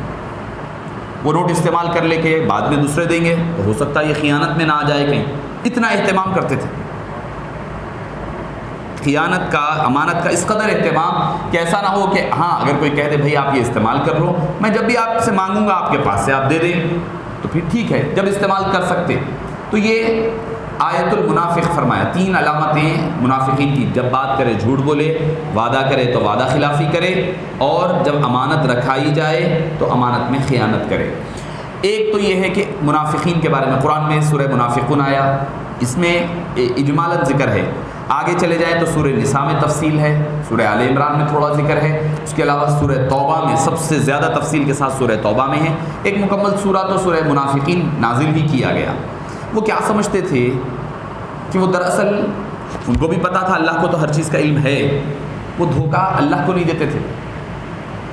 وہ کیا سمجھتے تھے؟ آپ صلی اللہ علیہ وسلم کو کچھ بھی نہیں معلوم، چلو جو چاہے بول دو، مسلمانوں کو آپ صلی اللہ علیہ وسلم کو کیا معلوم؟ کچھ بھی نہیں معلوم، جیسا چاہے ہم بول دیں گے وہ یقین کر لیں گے۔ وہ اللہ کو دھوکہ نہیں، دراصل وہ دھوکہ حبیب پاک کو دیا کرتے تھے۔ تو ان کا سب سے پہلا سامنے آ کے بولے ہم ایمان والے ہیں، جھک رہے ہیں، کر رہے ہیں، سب ہو رہا، مگر پیچھے جاتے ہی جو ہے مسلمانوں کے خلاف سازشیں کر رہی ہیں، ان سے کفار سے مل رہی ہیں، یہودیوں سے مل رہی ہیں۔ اللہ تعالیٰ نے ان کا ذکر یہاں پر تفصیل کے ساتھ 13 آیتوں میں فرمایا ہے، جس میں سے آج میں نے 9 آیتوں کی تلاوت کی ہے، وہاں سے چونکہ ان کی مثالیں ہیں 2 آخر کی، تو وہاں سے چھوڑ کر میں نے 9 آیتوں کا ذکر کیا۔ ایک تو قول سب سے اہم، سب سے عام جو قول ہے، مشہور قول، وہ یہ کہ منافقین کے بارے میں ہے۔ دوسرا، حالانکہ یہاں تک کہ علامہ ابن کثیر نے فرمایا اجماع المفسرون، مفسرین کا اس بات پر اجماع ہے، یعنی جمع ہو گئے کہ بھئی یہ منافقین ہی کے بارے میں ہے، مگر ایک قول یہ ہے کہ یہ یہودیوں کے بارے میں ہے، چونکہ اس سورے میں پورا یہودیوں کا ذکر آ رہا ہے آگے، تو وہ یہاں سے انہی کی بات چل رہی ہے، یہاں سے ان کا آغاز ہو رہا ہے۔ وہ بھی تو یہی کرتے تھے، جو ان کے بڑے بڑے لوگ تھے، آتے آ کے بولتے ہم بھئی آپ سے ایگریمنٹ کر رہے ہیں، ہم آپ سے اچھے رہ رہے ہیں، بس پیچھے جا کے سازشیں کیا کرتے تھے۔ تو دونوں معنی ممکن ہو سکتے ہیں، مگر اکثر مفسرین کی رائے کے مطابق یہ منافقین کے بارے میں ہے۔ کرتے کیا؟ اب دیکھیے آپ، وَمِنَ النَّاسِ، لوگوں میں سے کچھ لوگ وہ ہیں۔ اللہ تعالیٰ یہ انداز حبیب پاک صلی اللہ علیہ وسلم کا رہا اور قرآن کا بھی ہے، کیا کوئی اگر برائی دکھائی دے تو اگر آپ کسی کو پوائنٹ آؤٹ کر کے بول دیں گے بھائی آپ یہ برا کام کر رہے ہیں، تو وہ آدمی سدھرے گا نہیں۔ اس سے 2-3 باتیں، 2-3 حکمتیں اس میں۔ آپ صلی اللہ علیہ وسلم کیا کرتے؟ کوئی برائی دیکھتے تو بولتے ہمارے میں سے کچھ لوگ ایسے ہیں جو یہ کام کر رہے ہیں، مجمع میں بول رہے ہیں آپ صلی اللہ علیہ وسلم۔ کوئی آدمی اگر مثال کے طور پر جھوٹ بول رہا ہے، مثال کے طور پر، تو آپ فرماتے ہیں ہمارے میں سے کچھ لوگ ایسے ہیں جو جھوٹ بول رہے ہیں۔ اب جو اصل رہتا انہیں سمجھ جاتا ارے یہ میرے بارے میں، سدھار لیتا۔ ٹھیک ہے، ہو سکتا کوئی اور بھی ہوں گا اس میں جو نہیں بولتا ہوں گا، وہ بھی سوچتا ارے یہ میرے بارے میں تو نہیں ہے کہیں۔ ہر کوئی اپنا سیلف ایویلیویشن کرنا شروع کر دیتا۔ اگر مثال کے طور پر مثال کے طور پر کوئی بات ہے، بلال کو کہوں بلال میاں یہ غلط کر رہے ہیں، تو اب دوسرا بولتا یہ بات بلال کے لیے، میرے بات میں تھوڑی ہے، نہیں۔ تو اصلاح صرف انہی کی ہوتی، مگر آپ صلی اللہ علیہ وسلم کا طریقہ یہ نہیں تھا۔ کیا کرتے؟ ہم میں سے کچھ لوگ ہیں، بعض لوگ ہیں جو یہ کرتے ہیں، سب اپنے کو ٹٹولنا شروع کرتے، اسکیننگ شروع ہو جاتی ہر ایک کی، بھائی میرے اندر تو یہ برائی نہیں ہے، میں تو یہ نہیں کر رہا ہوں، کہیں اپنے آپ کو ٹٹولنے لگ جاتے۔ تو ایک تو یہ کہ بھئی اگر نام نہیں لیے تو جو اصل رہتا انہیں بولتا ارے سرکار میرا نام نہیں لے کے میری عزت بچا لی، اب تو میں بالکل نہیں کرنا یہ۔ ایک کیا کہ جو اصل ہے کلپریٹ، اصل جو کرنے والا ہے، انہیں بولتا ارے سرکار میرا نام نہیں لیے، میرے کو رسوا نہیں کرے بھری مجلس میں، تو اب میرا کام کیا ہے کہ بھئی فوری طور پر میں توبہ کر لینا، کل کے دن اگر نام لے لیے تو میری عزت کیا رہ جاتی۔ اتنا گناہ کرنے کے باوجود سرکار میرے اوپر پردہ پوشی ڈالے ہوئے ہے، لہٰذا میں یہ کام نہیں کرنا، بچ جاتا ہوں، بچ کے اور اس کے اندر اور محبت پیدا ہوتی اور سرکار سے قربت اختیار کرتا۔ کیا ارے سرکار اتنا چاہتے دیکھو مجھے کہ میں گناہ کر رہا ہوں، اس کے باوجود میرا نام نہیں لے رہے ہیں، نام نہیں لے کر کے کہا کہ ہم میں سے کچھ لوگ، کہا اس کے اندر اور نیکی کا جذبہ پیدا ہوتا۔ دوسرا فائدہ، دوسرے جو لوگ ہیں ان کے لیے بھی نصیحت ہو جاتی ہے، ارے بھائی نہیں کرنا یہ۔ اچھا اگر جو آدمی کر رہا اس کو نام لے کے بول دیا تو زدم زدی پیدا ہو جاتی ہے، ہاں میں بولے اب میں برا ہو گیا، اب اور برا ہو تو کیا کرنا ہے، اب سب کے سامنے میں برا ہو گیا اور برا ہو جاتا ہوں، کیا کرنا ہے۔ تو اللہ کے حبیب صلی اللہ علیہ وسلم کا یہ اسوہ مبارکہ رہا ہے، اور اللہ تعالیٰ نے اسی اسوے کو اختیار بھی فرمایا ہے۔ حبیب پاک کا جو اسوہ تھا وہی اسوہ، اللہ کو کیا، اللہ کے حبیب کو کیا کسی سے ڈر تھا؟ نہیں تھا کسی سے ڈر۔ تو کبھی نام، اسی لیے ہمارے بزرگوں کو ہم دیکھتے، کوئی بھی بدعقیدہ حضرات ہے اس کا نام لے کر ذکر نہیں کرتے، کیوں؟ کیونکہ بھئی یہ اللہ کے اور اللہ کے حبیب صلی اللہ علیہ وسلم کا اسوہ اور سنت ہے کہ کچھ لوگ کہہ دے تو جو سمجھنے والے ہیں سمجھ جاتے ہیں کہ کس کی بات ہو رہی ہے۔ نام لینے سے بات محدود ہو جاتی، نام نہیں لینے سے اس میں وسعت باقی رہتی ہے۔ تو اللہ تعالیٰ، اچھا اللہ تعالیٰ کو کس کا ڈر ہے؟ آپ کوئی بولتے نہیں بھائی ڈر کے نہیں بول رہے ہیں، آپ ڈر کے ان کا نام نہیں لے رہے، ارے بھائی ڈرنے کی کیا بات ہے، نعوذ باللہ، اللہ کو کیا بولیں گے، اللہ کو کسی کا ڈر ہے، نعوذ باللہ من ذالک۔ اللہ فرمانے وَمِنَ النَّاسِ، لوگوں میں کچھ لوگ ایسے ہیں، ذکر کر سکتا تھا یہاں منافقین ہے، یہود ہے، نصارہ ہے، کون ہے، نہیں، اللہ تعالیٰ نے ایک دروازہ کھلا رکھا ان کو پلٹ کر آنے کا۔ لوگوں میں کہ کچھ لوگ ہیں تو مطلب یہ کہ اگر وہ لوگوں میں سے کچھ لوگ بھی اگر پلٹ کر آ جانا چاہے آ جائے، اور آئے بھی ہیں۔ یہ حکمت ہے اللہ عز و جل کی اور حبیب پاک کی تبلیغ کی حکمت ہے کہ جب آپ نام نہ لے کر ذکر کریں گے تو ایک حکمت کا ایک دروازہ کھلا رہے گا، واپسی کا ایک دروازہ کھلا رہے گا۔ وَمِنَ النَّاسِ، لوگوں میں سے کچھ لوگ ہیں، مَن یقولُ، جو یہ کہا کرتے ہیں، آمنا باللہ، یہ ہم اللہ پر ایمان لائے، وَبِالْيَوْمِ الْآخِرِ، آخرت کے دن پر ایمان لائے، اللہ پر بھی ایمان لائے، آخرت پر بھی ایمان لائے، وَمَا هُمْ بِمُؤْمِنِينَ، اے حبیب آپ فرما دیجئے وہ ایمان والے نہیں ہیں۔ تو اس سے ایک بات، اس میں آپ غور اگر کریں ہیں تو پتہ چلے گا، آمنا باللہ والیوم الآخر، ہم ایمان لائے اللہ پر، اللہ کو مان رہی، بول رہے ہیں آخرت کے بارے میں بھی ایمان ہے، مگر جو اصل چیز، اصل ایمان ہے وہ حبیب پاک ہے، حبیب پاک کا ذکر نہیں ہے۔ فرمایا وہ اگر حبیب کو میرے ہٹا دیں گے، حبیب کو درمیان سے نکال دیں گے تو وہ ایمان والے نہیں ہو سکتے۔ آمنا باللہ والیوم الآخر، اللہ پر ایمان لائے، آخرت پر، اللہ نے فرمایا ایمان والے نہیں ہیں۔ میں اللہ کو ماننے کے بعد باقی کیا رہ گیا؟ فرمایا میرے حبیب کو جب تک نہیں مانیں گے کوئی ایمان والا ہو نہیں سکتا، میرے حبیب کو نکالے گا کوئی ایمان میں سے، وہ ایمان والا ہو ہی نہیں سکتا۔ کہہ رہے ہیں قرآن کہہ رہے ہیں، میں یقول آمنا باللہ، اے اللہ ہم تجھ پر ایمان لائے۔ شیطان بھی یہی بولا تھا، شیطان بھی یہی بولا تھا، کیا بولا تھا؟ اللہ نے فرمایا آدم کو سجدہ کرو، اس نے کہا کہ اللہ ہزاروں سجدے، ہر وقت، ہر مقام پر، ہر جگہ پر، دنیا کے ہر خطے پر ہزاروں سجدے تیرے کو کروں گا، آدم کو نہیں کروں گا، آدم کو نہیں، تیرے کو کرتا ہوں سجدے، جتنے سجدے بولے کروں گا۔ اللہ نے فرمایا کہ نہیں، نکل جاؤ، کیونکہ دراصل وہ آدم کو سجدہ نہیں تھا، وہ دراصل آدم کی پیشانی میں چمکنے والے نور محمدی کو سجدہ تھا۔ وہ سجدہ حضرت آدم علیہ السلام کو نہیں تھا، وہ سجدہ دراصل نور محمدی صلی اللہ علیہ وسلم کے ادب اور تعظیم میں تھا۔ جب اللہ اس نے انکار کیا، نہیں میں نہیں کرتا سجدہ، اللہ نے کہا ٹھیک ہے نکل جاؤ، دربار سے نکال دیا گیا۔ تو فرمایا آمنا باللہ، وہ اللہ پر بھی ایمان لا رہی۔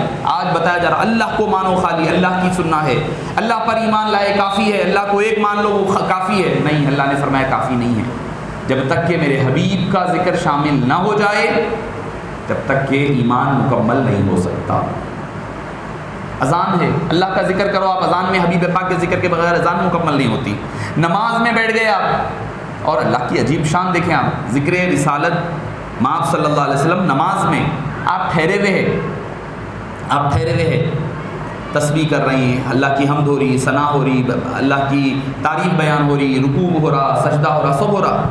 نبی پاک صلی اللہ علیہ وسلم پر درود و سلام پہنا تھا تو ادب سے بٹھا دیا، بٹھا کر بولا ادب سے دو زانو بیٹھ جاؤ، ادب سے بھی نہیں، دو زانو بیٹھ جاؤ، یعنی جیسے کہ مثال کے طور پر ایک آدمی کوئی سیکھنے کے لیے، کوئی چیز سیکھنے کے لیے ادب سے دو زانو بیٹھتا ہے استاد کے آگے، ویسا ادب سے دو زانو بیٹھ جاؤ، اپنے ہاتھ کو بھی اپنے جمع کر کے مانڈی پر رکھ لو، نگاہوں کو جھکاؤ، نگاہوں کو کہاں دیکھنا ہے؟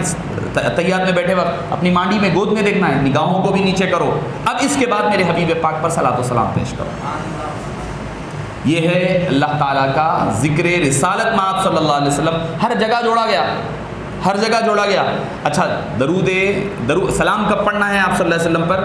آپ کی پہلے قاعدے میں بھی، قاعدہ اولا میں بھی پڑھنا ہے، قاعدہ اخیرہ میں بھی پڑھنا ہے، یعنی قاعدہ اولا میں اگر آپ التحیات میں سلام نہیں پڑھے تو آپ کے اوپر سجدہ سہو واجب، اگر آپ قاعدہ اخیرہ میں نہیں پڑھے، قاعدہ اخیرہ میں نہیں بیٹھے تو نماز ہی نہیں ہوتی آپ کی، کوئی والنٹری یا پھر نفل یا سنت نہیں رکھا حبیب پر سلام پڑھنا، یہ واجب اور فرض بنا دیا، جب تک کہ یہ نہیں کریں گے نماز نہیں ہوگی۔ ارے کلمہ مکمل نہیں ہوتا، کلمہ بھی مکمل نہیں ہوتا جب تک کہ حبیب پاک صلی اللہ علیہ وسلم کا ذکر مبارک نہ ہو جائے۔ تو معزز سامعین کرام، اللہ تعالیٰ فرما رہا ہے اگر کوئی اللہ اللہ لاکھ کرتا پھرے، اللہ اللہ کرنے سے اللہ نہیں ملتا، اللہ والے ہیں جو بندوں کو اللہ سے ملا دیتے ہیں۔ اللہ سے ملنا ہے تو حبیب پاک صلی اللہ علیہ وسلم سے در پر آ کر کے ملنا ہے، ملنے پر ہی تمہیں اللہ کا پتہ ملتا ہے۔ بھئی اللہ کو کون دیکھا ہے؟ کوئی دیکھے کیا؟ ڈائریکٹ نہیں دیکھے۔ کوئی اللہ کو راست بات کرتے ہوئے سنے؟ نہیں سنے۔ اللہ کو دیکھے نہیں، سنے نہیں، جانتے نہیں، پہچانتے نہیں، صرف ایک ہی ذات کو پہچانا آپ نے، وہ ہے حضور اکرم صلی اللہ علیہ وسلم کی ذات۔ اللہ ہے ہم کو نہیں معلوم، اللہ کا ایسا جلال ہے، اللہ کا سب اللہ تعالیٰ کے حبیب صلی اللہ علیہ وسلم نے قرآن کریم میں ذکر فرمایا. جو حبیب نے فرمایا وہی ہمارے پاس اصل معیار ہے، اصل چیز بنی ہوئی ہے. اچھا ایک چیز یہ کہ بھئی وہ کہتے ہیں ایمان لائے اللہ پر اور آخرت پر، ایک ان کی ایک علامت بتائی. اب کیا کرتے ہیں؟ یخادعون اللہ، وہ اللہ کو دھوکہ دینے کی کوشش کرتے ہیں. خدع یخدع کو دھوکہ دینا، کسی کو دغابازی کرنا، کسی کو چیٹ کرنے کے معنی میں آتا ہے. یخادعون اللہ، وہ کوشش، حالانکہ حقیقت میں تو اللہ کو دھوکہ نہیں دے سکتے. اللہ کو دھوکہ کون دے سکتا ہے؟ بھئی اللہ کو پر ایمان لاتے ہوئے پھر اللہ کو دھوکہ دینا کیا مطلب؟ یعنی وہ اللہ سے تعلق تو جوڑنے کا دعویٰ کر رہی ہیں مگر اپنے اللہ کے حبیب سے دور نظر آ رہے ہیں. تو اللہ تعالیٰ فرما رہا ہے اللہ کے حبیب سے دور ہونا دراصل وہ اللہ کو دھوکہ دینے کی کوشش کرنا ہے. منافقین کہ اللہ کو دھوکہ دیتے تھے، منافقین کو بھی تو معلوم تھا. اذا جاءک المنافقون، آپ کے پاس منافقین آتے ہیں، قالوا یہ کہتے ہوئے، نشہد کہ ہم گواہی دیتے ہیں انک لرسول اللہ، بے شک آپ اللہ کے رسول ہیں. آپ اللہ کے رسول ہیں، اللہ کے بارے میں تو وہ یقین رکھتے ہیں مگر دھوکہ انکار کس کا ہوتا ہے؟ حبیب پاک صلی اللہ علیہ وسلم کا. وہ یہ کہتے آپ صلی اللہ علیہ وسلم کو پتہ نہیں ہے، کسی بھی چیز کا علم نہیں ہے، ہم جو چاہے بول لیں، جو چاہے کر لیں، اس سے کوئی پتہ فرق نہیں پڑنے والا ہے. یہ قبیلہ نکلا کب؟ جب آپ صلی اللہ علیہ وسلم مدینہ منورہ تشریف لائے. آپ صلی اللہ علیہ وسلم کی مدینہ پاک کو آمد ہونے کے بعد ایک شخص تھا عبداللہ بن ابی اس کا نام تھا. وہ جو ہے بڑا محترم مانا جاتا اور اس کے پاس جو ہے اس کے وہ مدینہ پاک کی سرداری، یعنی اس کو لیڈر مانا جانے والا تھا مدینہ منورہ. جب آپ صلی اللہ علیہ وسلم تشریف لائے تو اس کی سرداری دھرے کی دھری پڑ گئی، یہاں تک کہ اس کا تاج بھی بنا لیے تھے، وہ تاج بھی کونے میں پھینک دیے. آپ صلی اللہ علیہ وسلم سارے مسلمانوں کے، یہودیوں کے پائے جانے والے مشرکین کے سب کے لیڈر چن لیے گئے. اب اس کو بڑا کھٹکنے لگا. اس نے کہا اگر میں اگینسٹ میں رہوں گا تو مارا جاؤں گا، پیٹا جاؤں گا، لہذا کیا کرنا؟ اس نے پیچھے دروازے سے کام کرنا. ظاہری طور پر تو ایمان لا لیا، مسلمانوں میں آتا، اچھی میٹھی باتیں کرتا، پیچھے جا کر کے وہی اپنی منافقت دکھایا کرتا. تو اللہ تعالیٰ نے ان لوگوں کا ذکر یہاں پر فرمایا.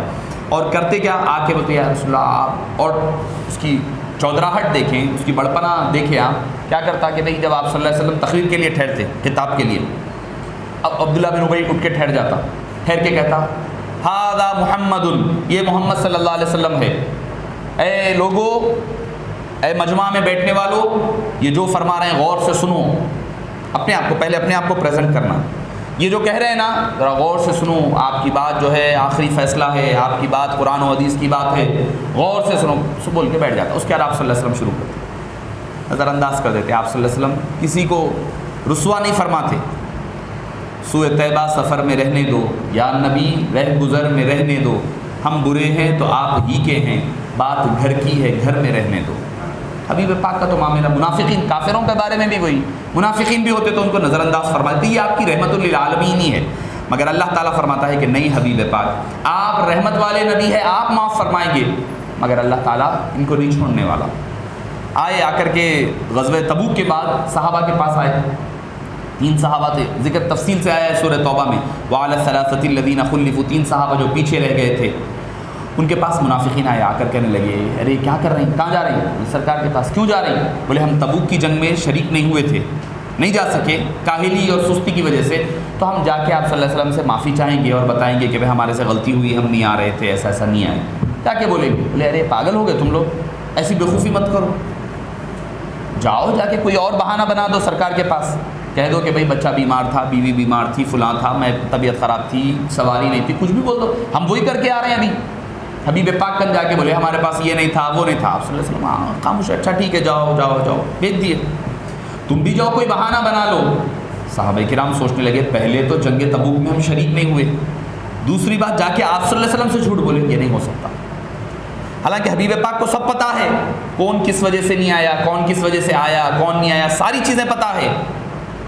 حبیب پاک صلی اللہ علیہ وسلم اچھا آئے، ٹھیک ہے، بول دیے جاؤ، بڑھا دیا آگے. بھائی اس سے کیا لینا دینا، وہ ہے ہی اپنا نہیں تو اس کا کوئی اعتبار کیا.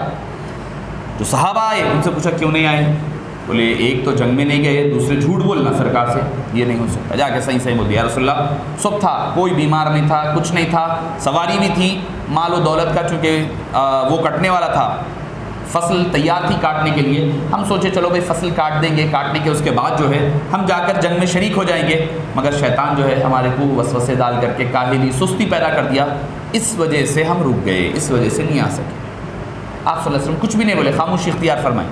وہ جو تینوں صحابہ تھے، ایک جنے گئے اپنے آپ کو گھر میں بند کر لیے، ایک جنے بولے میں اپنی بیوی کے قریب نہیں جاؤں گا، اپنی قسم کھا لیے، ایک صحابی گئے ایک ستون سے اپنے آپ کو باندھ لیے، جب تک سرکار آ کے نہیں کھولیں گے، جب تک کہ نہیں کھولوں گا، جب تک کہ اللہ کوئی فیصلہ نہ فرما دے۔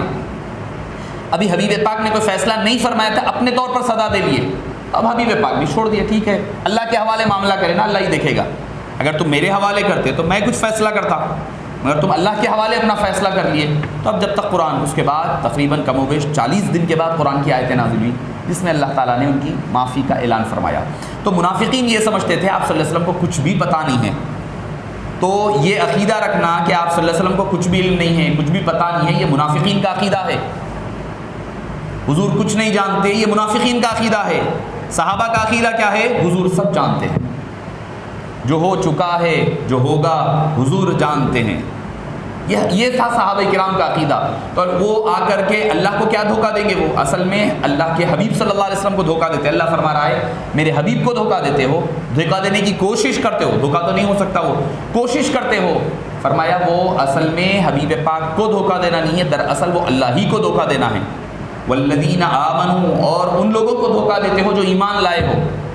تو پتہ کیا چلا کہ جو اللہ والے ہوتے ہیں، اللہ والے ہوتے ہیں، ان کی بے ادبی کرنا، ان کا مذاق اڑانا، اہل علم کا مذاق اڑانا، اللہ والوں کے اولیاء کرام کا، بزرگان دین کا مذاق اڑانا، در حقیقت یہ اللہ تعالیٰ کو تکلیف دینے کے برابر ہے۔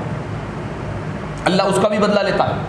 یخادعون اللہ والذین آمنوا، وہ دھوکہ دینے کی کوشش کرتے ہیں اللہ کو اور اہل ایمان کو۔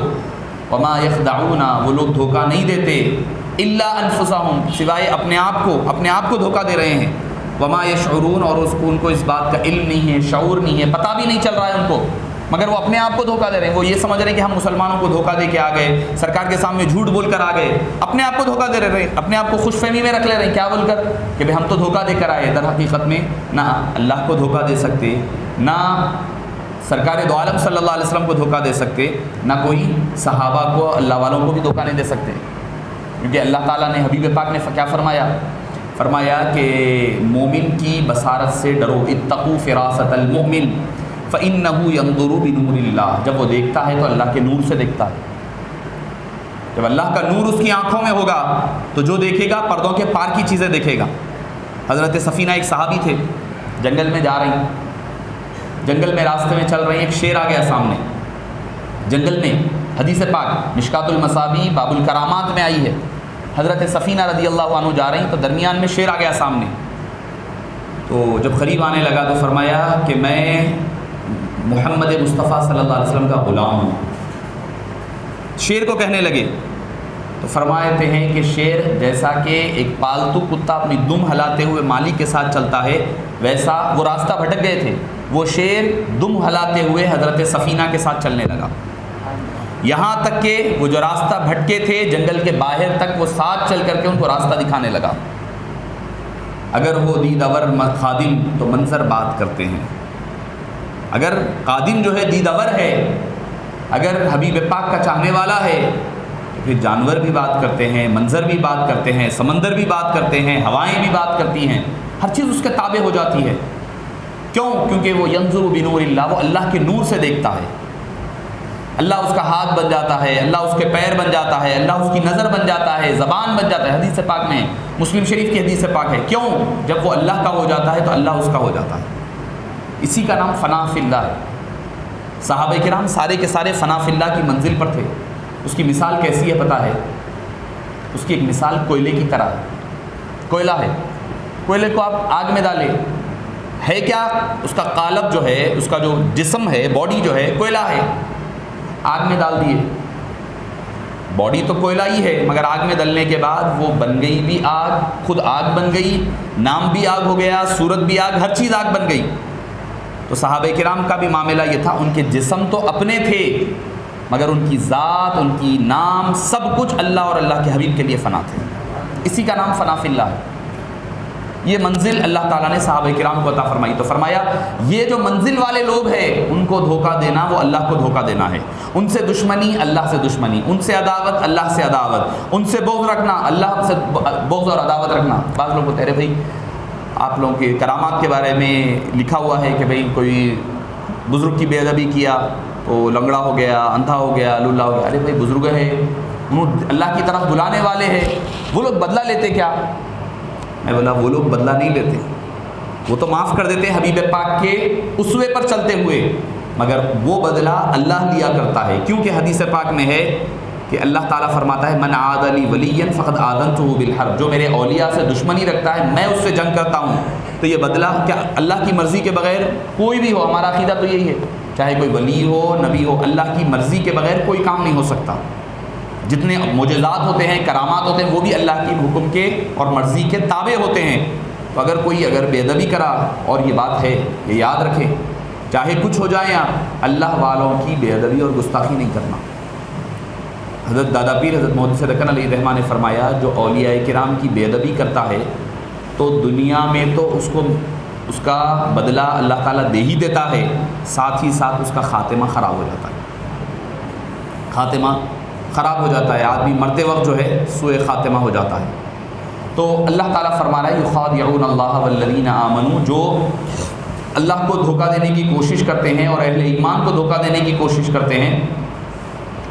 وما یخدعون الا انفسهم وما یشعرون, وہ اپنے آپ کو دھوکہ دے رہے ہیں وہ, اور یہ خام خیالی میں ہے کہ ہم بہت بڑا تیر مار لیے, جا کے نعوذ باللہ سرکار کے سامنے جھوٹ بول کر آ گئے, مسلمانوں کو ہم دھوکہ دے کر آ رہے ہیں. حبیب پاک صلی اللہ علیہ وسلم خاموش ہے, جبکہ حبیب پاک صلی اللہ علیہ وسلم کا تو معاملہ یہ تھا. حضرت حذیفہ بن یمان رضی اللہ عنہ, ان کو سر النبی کہا جاتا تھا, آپ صلی اللہ علیہ وسلم کے رازدار کہا جاتا تھا. کیا آپ صلی اللہ علیہ وسلم نے ان کو سارے منافقین کے نام لکھا دیے تھے, بتائے تھے انہیں منافقین, انہیں یہ منافقین ہیں. تو حضرت عمر آتے تھے آگے پوچھتے تھے اے حذیفہ ذرا یہ تو بتاؤ کہ میرا نام تو نہیں ہے اس لسٹ میں. حضرت عمر کا خوف تقویٰ دیکھیں آپ, جن کو آپ صلی اللہ علیہ وسلم فرمائے میرے بعد اگر کوئی نبی ہوتے تو وہ عمر ہوتے. عمر جس راستے سے چلے جائے شیطان راستہ بدل دے, مگر اس عمر کا تقویٰ کیا ہے, اس سے آگے پوچھتے کہ میرا نام بھی تو نہیں ہے لسٹ میں. صحابہ آ کر پوچھا کرتے تھے ان سے, تو سب کو پتا تھا ان کے پاس لسٹ ہے, ان کو آپ صلی اللہ علیہ وسلم نے علم دیا ہے, انفارمیشن دی ہے, مگر فرمایا تھا لیک نہیں کرنا. تو آپ صلی اللہ علیہ وسلم نے جو باتیں بتانا ہے وہی بتائی, جو نہیں بتانا ہے وہ نہیں بتائے. نہیں بتانا مطلب یہ نہیں ہے کہ آپ کو علم نہیں تھا, نہیں بتانے کا مطلب یہ نہیں ہے کہ علم نہیں تھا, نہیں بتانے کا مطلب یہ ہے کہ ان کی راز پر پردہ ڈلا ہوا تھا.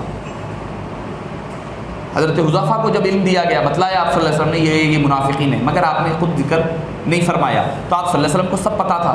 اور کیسے پتہ تھا کہ حدیث پاک میں آتا ہے کہ جب اللہ تعالیٰ نے حضرت آدم علیہ السلام کو پیدا فرمایا تو ان سے 2 قسم کی چیونٹیاں نکلی, ایک سفید ایک کالی.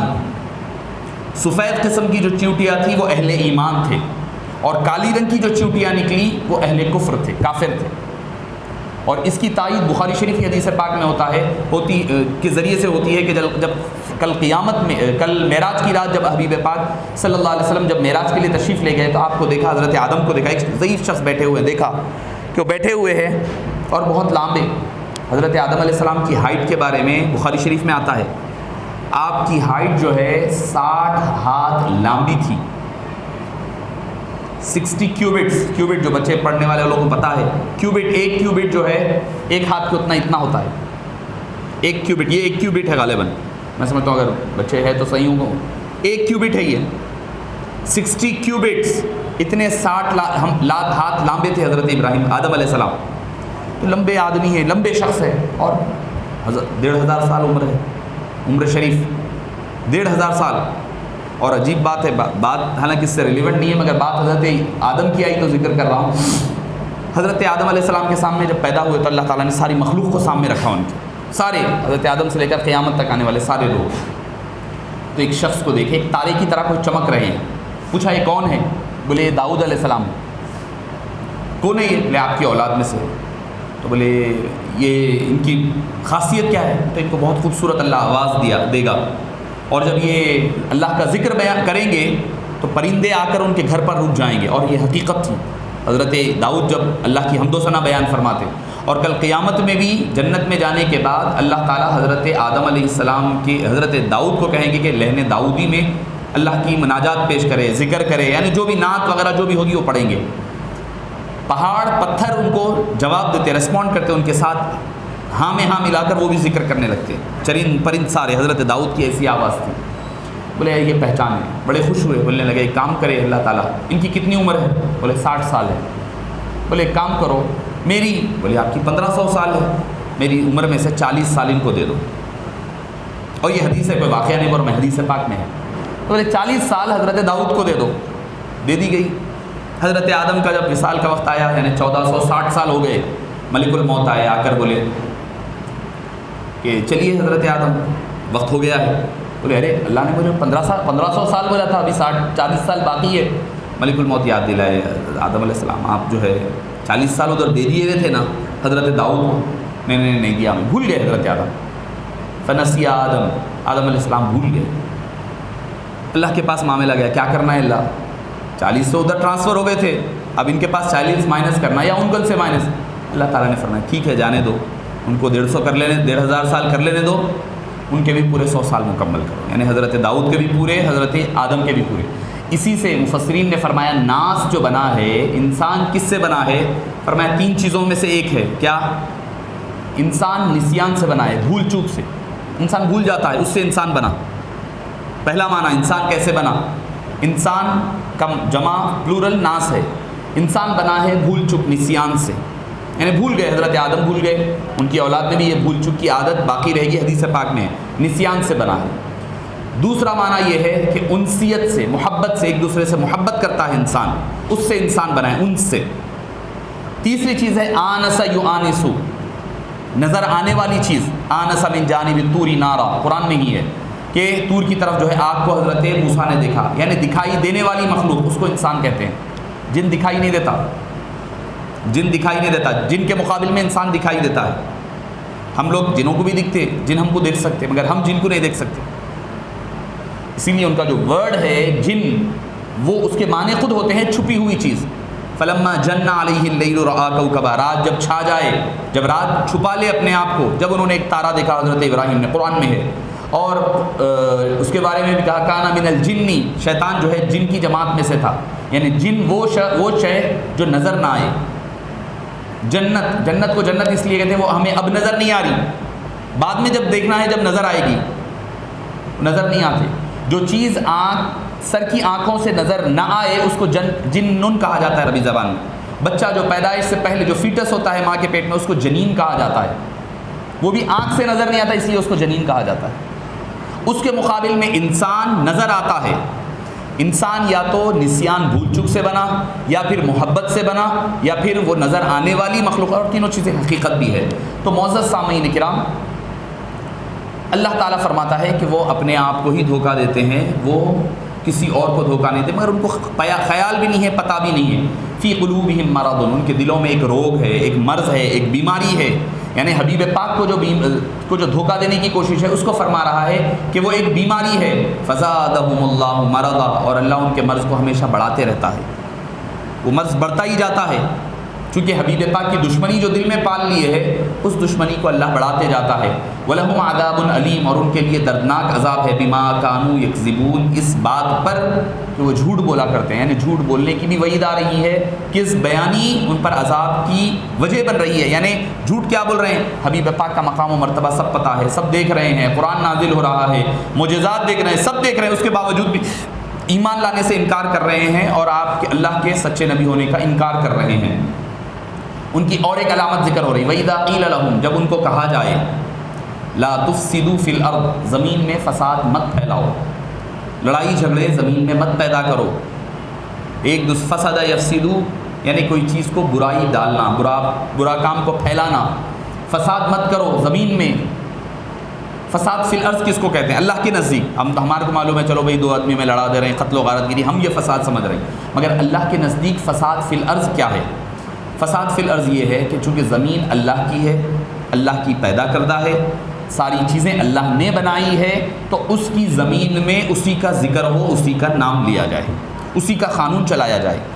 مثال کے طور پر ایک عام بغیر تشبیہ کے میں مثال دوں گا، گھر میں ہے والد ہے کما رہا ہے، سب بچوں کو پال رہا ہے، کھلا پلا رہا ہے، تو والد کیا چاہیں گا؟ میں جیسا بولا سننا. بچوں کو یہی بولے گا نا، بھائی میں جیسا بولوں ویسا سننا. میں یہ ٹائم گھر میں آ جانا بولے تو بچے آ جانا، یہ ٹائم اٹھو بول تو اٹھنا، یہ ٹائم سو بول تو سونا، میری مرضی کے مطابق کام کرنا. والد چاہیں گے. اگر بیٹا نہیں سن رہا تو بابا کیا کرتے؟ گھر سے نکال دیتے، گھر سے نکال دیتے، آنکھ کر دینا بولتے ہیں ہمارے پاس. حالانکہ اسلام میں شرعاً ایسا کوئی ٹرمینالوجی ہے ہی نہیں. بے دخل کر دینا، گھر سے نکال دینا، آنکھ کر دینا نہیں. ہم لوگ سمجھتے آنکھ کر دیے تو مطلب یہ ہمارا اختیار ہے. شاید یہ اختیار والد کا نہیں ہے. ان بچے کو پراپرٹی میں سے، میراث میں سے آپ نہیں نکال سکتے، چاہے کچھ ہو جاؤ. کب تک؟ جب تک کہ وہ بچہ بابا کا قتل نہ کر دے پراپرٹی کے لیے، تب تک کہ اس کو آپ نہیں نکال سکتے. یا وہ کافر بن جانا. اب بچے بولیں گے صاحب بہت آگے کی بات بول رہے ہیں. مطلب بتا رہا ہوں میں، والدین کیا سمجھتے کہ بھائی جائیداد میں سے اس کو بے دخل کر دیا، میرا کوئی اخبار میں چھاپ دیتے، اتنا بڑا پوسٹر آتے، آپ نہ نہیں دیکھے ہوں گے، بڑے حضرات اعلان آخ بول کے آتا تھا، ابھی بھی ہے، آتے کبھی ایک آدھو کا گزر رہا نظر سے. یعنی پراپرٹی میں سے ہم نکال دیا، پراپرٹی میں اس کا کوئی حصہ نہیں. یہ بولنا ہی غلط ہے، یہ ہو ہی نہیں سکتا. آپ کون ہوتے ہیں؟ جب اللہ نے جو فیصلہ حق دیا ہے، اللہ نے، اللہ کے حبیب نے، آپ کو حق نہیں ہے کہ اس حق سے کسی کو محروم کرے. آپ کا نافرمان ہے، وہ کل قیامت میں وہ جواب دے لے گا اللہ کو، اس کا گناہ ملے گا. اچھی چیز نہیں ہے، وہ گناہ ہوگا، اس کا حساب و کتاب ہوگا، وہ اپنی جگہ ہے. بچی کی شادی کر دی ہے صاحب، بچی کا حصہ ہو گیا، ہرگز نہیں ہوتا ختم. شادی کریں کون کرو بولے آپ کو؟ کروڑوں روپے کی شادی نہیں، میں 20 لاکھ کی شادی کر دیا صاحب، پراپرٹی میں جو دینے والا پیسہ تھا شادی میں لگا دیا، نہیں ہو سکتا. کھانے پینے پڑھائی میں اس میں لگا دیے، یہ چیزوں سے بچے کا حق ادا نہیں ہو سکتا. تو فرمایا اللہ کے نزدیک. تو میں مثال دے رہا تھا کہ گھر میں والد کی چلتی، والد بولتے بھائی میری بات سننا، نہیں سنا تو نکال دیتا گھر سے. بابا کیا بول کے میری بات ہی نہیں سن رہا تو میرا کھا رہا، میرا پی رہا، میرے کپڑے پہن رہا، سب میری بات ہی نہیں سن رہا، چلے گھر سے نکال دیتا. بلا تشبیہ و بلا تمثیل. اس آیت کی طرف آ جائیں، فساد فی الارض کیا ہے؟ بہت کم مفسرین نے اس بات کو ذکر فرمایا ہے. فساد فی الارض یہ ہے زمین اللہ کی، تو حکم بھی اللہ کا چلے، اللہ کا قانون چلے. اگر اللہ کے قانون کو چھوڑ کر کوئی اور قانون چل رہا ہے، اللہ کی بات کو چھوڑ کر کسی اور کی بات کی جا رہی ہے، اللہ کی عبادت کو چھوڑ کر کسی اور کی عبادت کی جا رہی ہے، تو وہ فساد فی الارض ہے. یہ ہے لا تفسدوا فی الارض، زمین میں فساد مت برپا کرو. حبیب پاک صلی اللہ علیہ وسلم نے تو یہی کیا نا، جو فساد فی الارض تھا اس کا خاتمہ کیا آپ نے. یعنی بھائی زمین اللہ کی ہے، اس میں فیصلہ اللہ کا ہو، حکم اللہ کا چلے، بات اللہ کی چلے، قانون اللہ کا چلے، عبادت اس کی ہو. تو یہ انصاف کا تقاضا بھی ہے، اللہ نے پیدا کیا تو اسی کی بات سنی جائے. تو لا تفسدوا فی الارض، زمین میں فساد مت برپا کرو. تو وہ کیا کہتے پتہ ہے؟ قالوا انما نحن مسلمون. ارے بھائی ہم تو فساد نہیں کر رہے ہیں، ہم تو مسئلے نہیں پیدا کر رہے ہیں، ہم تو انا نحن مسلمون، ہم تو اصلاح کرنے والے لوگ ہیں، ہم تو لوگوں کو نصیحت کرنے والے ہیں، ہم تو اچھے کام کی طرف بلانے والے ہیں. آج کل ہم جو دیکھتے ہیں کئی لوگ ایسے بھی ہیں، نہیں بھائی ہم جو ہے آ کے لڑائیاں جھگڑے ہو گئے مساجد میں، دو گروپوں کی لڑائیاں، ان پر وہ عقیدہ ان پر رہی ہے عقیدہ. ہم نہیں بھائی، ہم غلط کام کچھ بھی نہیں، ہم تبلیغ کے کام کرنے والے ہیں، ہم لوگوں میں اصلاح کرانے والے ہیں، اچھائی کا کام کرنے والے ہیں، لڑائی جھگڑے والے لوگ نہیں ہیں بھائی، ہم فساد برپا نہیں کر رہے ہیں. اللہ فرمائے الا انہم هم المفسدون، آگاہ ہو جاؤ کہ وہی فساد برپا کرنے والے ہیں.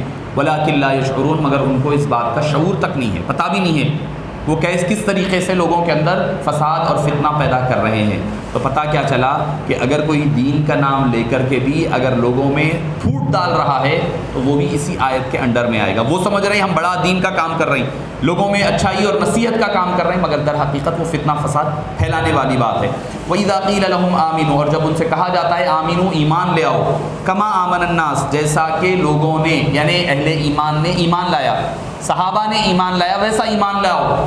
وہ کہتے قولو، وہ کہتے ہیں انؤمنو، کیا ہم ایمان لائیں، کما آمن السفہاء، جیسے کہ بے وقوف لوگوں نے ایمان لایا، جیسے کہ بے وقوف لوگ ایمان لائے ہم ویسا ایمان لائے. نہیں، ہم ویسا ایمان تھوڑا ہی لائیں، ہم اپنی مرضی سے ایمان لائیں گے. مگر اللہ تعالیٰ فرما رہا ہے میرا تو کرائٹیریا یہی ہے. بھئی ایک جھاڑ آپ لگائے ہیں، اس کے پھل دیکھنا ہے، پھل دیکھ کر کے آپ باغ کو پہچانیں گے باغ کیسا ہے. اگر باغ کو پہچاننا ہے تو اس کے پھولوں سے پہچاننا پڑے گا. ایک پھول کا نام ہے ابو بکر، دوسرے کا نام ہے عمر، تیسرے کا نام ہے عثمان، علی، ابو ہریرہ، بلال. ان پھولوں کو دیکھ کر کے باغ کو پہچان لو. فرمایا مجھے تو یہی پسند ہے. تمہاری نظر میں وہ سفہا ہوں گے، بے وقوف ہوں گے. الا انہم ہم السفہا، وہ تو بے وقوف نہیں ہے، وہ تو میرے ایمان والے بندے ہیں. وہ ان کے لباس پھٹے ضرور ہوں گے، ان کے کپڑے گرد و غبار میں ضرور ہوں گے، مگر وہ میرے محبوب بندے ہیں. الا انہم ہم السفہا، جو ان کو بے وقوف کہے، ان کی بے ادبی کرے، وہ لوگ بے وقوف ہے. ولکن لا یعلمون، مگر ان کو اس بات کا علم بھی نہیں ہے کہ وہ بے وقوف ہیں. پتہ چلا صحابہ کرام اور اہل ایمان وہ لوگ ہیں جن کے بارے میں اکثر لوگ بھئی کیا ملنے والا ہے دین کا کام کرنے سے، یہ کرنے سے کیا ملنے والا ہے، اس میں ہی لگے ہوئے ہیں، یہی دن رات لگا ہوا ہے. اللہ تعالیٰ نے ان کی تعریف فرمائی ہے. آمن الناس، ان کی طرح ایمان کو ایک کرائٹیریا بنایا، ایمان لانا ہے تو ان کی طرح ایمان لاؤ، مجھے پسند ہے، ان کی طرح زندگی گزارو، یہ میرے لیے پسندیدہ زندگی ہے. صحابہ کرام کی زندگیوں کو پیش فرمایا، فرما کر کے بتلا دیا کہ یہ میرا کرائٹیریا ہے، جو اس پر چلے گا وہ کامیاب ہوگا. وَإِذَا لَقُوا الَّذِينَ آمَنُوا، جب وہ اہل ایمان سے ملتے ہیں، لقا یلقی، ملاقات کرنا اسی سے بنا ہے. جب وہ ملاقات کرتے ہیں اہل ایمان سے تو کہتے ہیں قالوا آمنا، تو ہم ایمان لائے، ہم بھی ایمان والے ہیں، ہم بھی آپ کی طرح ایمان والے ہیں، ہم الگ تھوڑا ہی ہے. یہ آیت جب نازل ہوئی تو حضرت، اس کا بیک گراؤنڈ یہ ہے کہ عبداللہ بن ابی حضرت ابو بکر کے سامنے سے گزرا، بڑی تعریفیں کی ابو بکر سے، ارے بھئی آپ ایسا ہے، آپ یار غار ہے، آپ صلی اللہ علیہ وسلم کے ساتھ غار میں رہے، آپ ہمیشہ ایسا ویسا، تعریفیں کیا. حضرت ابو بکر صدیق گزر گئے. حضرت عمر سے ملاقات ہوئی، حضرت عمر کی بھی خوب تعریفیں کیا. آپ بولے فاروق، آپ صلی اللہ علیہ وسلم نے فرمایا حق و باطل میں فرق کرنے والے، فلاں فلاں، فل تعریفیں کیا. حضرت عمر بھی نظر انداز کر کے گزر گئے. اس کے بعد حضرت علی سے ملا. حضرت علی کے سامنے ابھی منہ کھولا ہی تھا کہ حضرت علی بولے نکل، منافق ہے تو، تیرے اندر نفاق ہے، تو یہاں ایک بولتا وہاں ایک بولتا، جا کے تجھ پر اللہ کی، رسول کی، سب کی لعنتیں ہیں. یہ کہتے ہوئے گزر گئے. انہیں پلٹ کر گیا اپنے چیلوں کے پاس، اپنے شیاطین کے پاس جا کے بولنے لگا دیکھے کیسا چڑھا دیا ہمیں حضرت ابو بکر کو، عمر کو، کیسا پھرا کے آ گیا ہم. اللہ تعالیٰ یہ آیت نازل فرمائی وَإِذَا لَقُوا الَّذِينَ آمَنُوا، اہل ایمان سے جب ملتے ہیں یہ لوگ، قالوا آمنا، تو کہتے ہیں کہ ہم ایمان لائے. وَإِذَا خَلَوْا إِلَىٰ شَيَاطِينِهِمْ، جب اپنے شیطانوں کے پاس جاتے ہیں، حالانکہ شیطان سے تو وہ ملتے نہیں، مگر اپنے جو ہم خیال، ہم عقیدہ، ہم ایمان والے لوگ ہیں، اللہ تعالیٰ نے ان کو شیاطین فرمایا. چونکہ عمل میں شیطان کا عمل ہے، کیا عمل وہی کر رہے ہیں جو شیطان کر رہا ہے، یعنی لوگوں کو بھٹکانا، راہ راست سے الگ کرنا، ایمان سے دور کرنا، کفر کی طرف لے جانا. وَإِذَا خَلَوْا إِلَىٰ شَيَاطِينِهِمْ، جب اپنے شیطانوں سے ملتے ہیں تنہائی میں، خلا یخلو خلوت سے بنا ہے، جب تنہائی میں ان کے ساتھ ملتے ہیں، قالوا انا معکم، تو وہ کہتے ہیں کہ ارے ہم تو تمہارے ساتھ ہیں، انما نحن مستہزئون، ہم تو ان کے ساتھ ٹھٹا مذاق کر رہے تھے، ہم تو ان کے ساتھ دل لگی کر رہے تھے، ہم تو ان کے ساتھ مذاق اڑا رہے تھے ان کا، چپ ایسے ہی کہہ کر ان کی دل بہلائی کر کے ان کے ساتھ ٹھٹا مذاق کر رہے تھے. اللہ یستہزئ بہم، استہزاء کہتے ہیں کسی بات کا انتقام لینا. دیکھیے قرآن کریم ہم پڑھتے ہیں، ترجمے کرتے ہیں، اس میں اس بات کا خاص خیال رکھا جائے کہ وہ لفظ ایسا لفظ جس کے معنی مختلف ہو زبان میں بیان کرنے میں، الگ ہے ٹھٹا اڑانا، مذاق اڑانا کے معنی میں ہے. استہزاء کے مطلب اردو میں بھی استعمال ہوتا ہے، استہزاء استعمال کیا جاتا ہے، اس کا معنی ٹھٹا مذاق اڑانا ہے، مگر جب اللہ کے لیے یہ لفظ مناسب نہیں ہے، حالانکہ لفظ ہے وہ انبیاء کرام کے ساتھ، ایسا لفظ جو عام لوگوں کے لیے استعمال ہوتا ہے، وہ لفظ استعمال کرنا بے ادبی ہے، وہ لفظ استعمال نہیں کرنا، وہ لفظ استعمال کرنا اللہ کی، انبیاء کرام کی توہین اور بے ادبی کرنے کے برابر ہے. اللہ یستہزئ بہم، اب مستہزئون ابھی ہم ترجمہ کریں ٹھٹا مذاق اڑانا، اب اللہ کے لیے کیا استعمال کرنا، اللہ یستہزئ بہم، اور اللہ تعالیٰ ان لوگوں کا جو ایسا کام کرتے ہیں ان سے بدلہ لیتا ہے یا ان کا بہترین جواب دیتا ہے. نعوذ باللہ، یہ نہیں بولنا اللہ ٹھٹا مذاق اڑاتا ہے، نہیں، غلط بات ہے، نہیں یہ نہیں بولنا. وہ لفظ جو اللہ اور اللہ کے حبیب کی شان کے خلاف ہے، وہ لفظ استعمال نہیں کرنا، انبیاء کے بارے میں ہو، کسی کے بارے میں بھی ہو، وہ لفظ استعمال نہیں کرنا. اللہ یستہزئ، اللہ تعالیٰ ان کے اس ٹھٹا مذاق اڑانے کا بہترین بدلہ لیتا ہے، انتقام لیتا ہے. کیا کہتا ہے، بہم ویمدہم فی طغیانہم، اور ان کے کفر میں، ان کی نافرمانیوں کو اور بڑھا دیتا ہے، ان کے جو نافرمانیاں جو کر رہے ہیں، اپنے طغیان میں، اپنی عصیان میں، اپنی گناہوں میں جو پڑے ہوئے ہیں، اس کو اور دراز کر دیتا ہے. یامہون، وہ اس میں ڈوبتے ہی چلے جاتے ہیں، نکلنے کا کوئی کنارہ نظر نہیں آتا، وہ اندر ہی اندر جاتے ہیں. اللہ جب بدلہ لے گا، اللہ جب انتقام لے گا، تو اس کا انتقام کا اندازہ آپ لگائیں تو اس کا اندازہ آپ خود لگا سکتے ہیں اللہ تعالیٰ کیسے انتقام لیتا ہوگا۔ تو معزز سامعین کرام، چونکہ ہم نے یہاں تک 14ویں آیت تک 15ویں آیت تک چونکہ 13 آیتیں جو تھیں یہاں سے، چونکہ اولئک الذین اشتروا ان کی ایک مثال، مثلهم کمثل الذی دوسری مثال، 2 مثالیں ان کی دے کر کے منافقین کے بارے میں سمجھایا گیا، وہ کرتے تو کیا ہیں، ان کا طریقہ کار کیا ہے، اس کا ذکر آگے کی آیتوں میں آتا ہے۔ تو اسی لیے چونکہ مثالیں آ رہی ہے تو یہاں پر میں نے اپنی گفتگو کو آج کی آیتیں جو تلاوت کی اس کو ختم کیا ہوں۔ تو اس سے جو آج کے ہمارے سبق کا لب لباب یہ ہے کہ آدمی ایمان لائے تو ایسا ایمان لائے جیسے کہ صحابہ کرام نے لایا تھا۔ اللہ کو وہ ایمان پسند ہے، وہ آپ صلی اللہ علیہ وسلم کو جیسے مانتے تھے ویسا ماننا۔ اور صحابہ کیسے مانتے تھے؟ کیسے مانتے تھے؟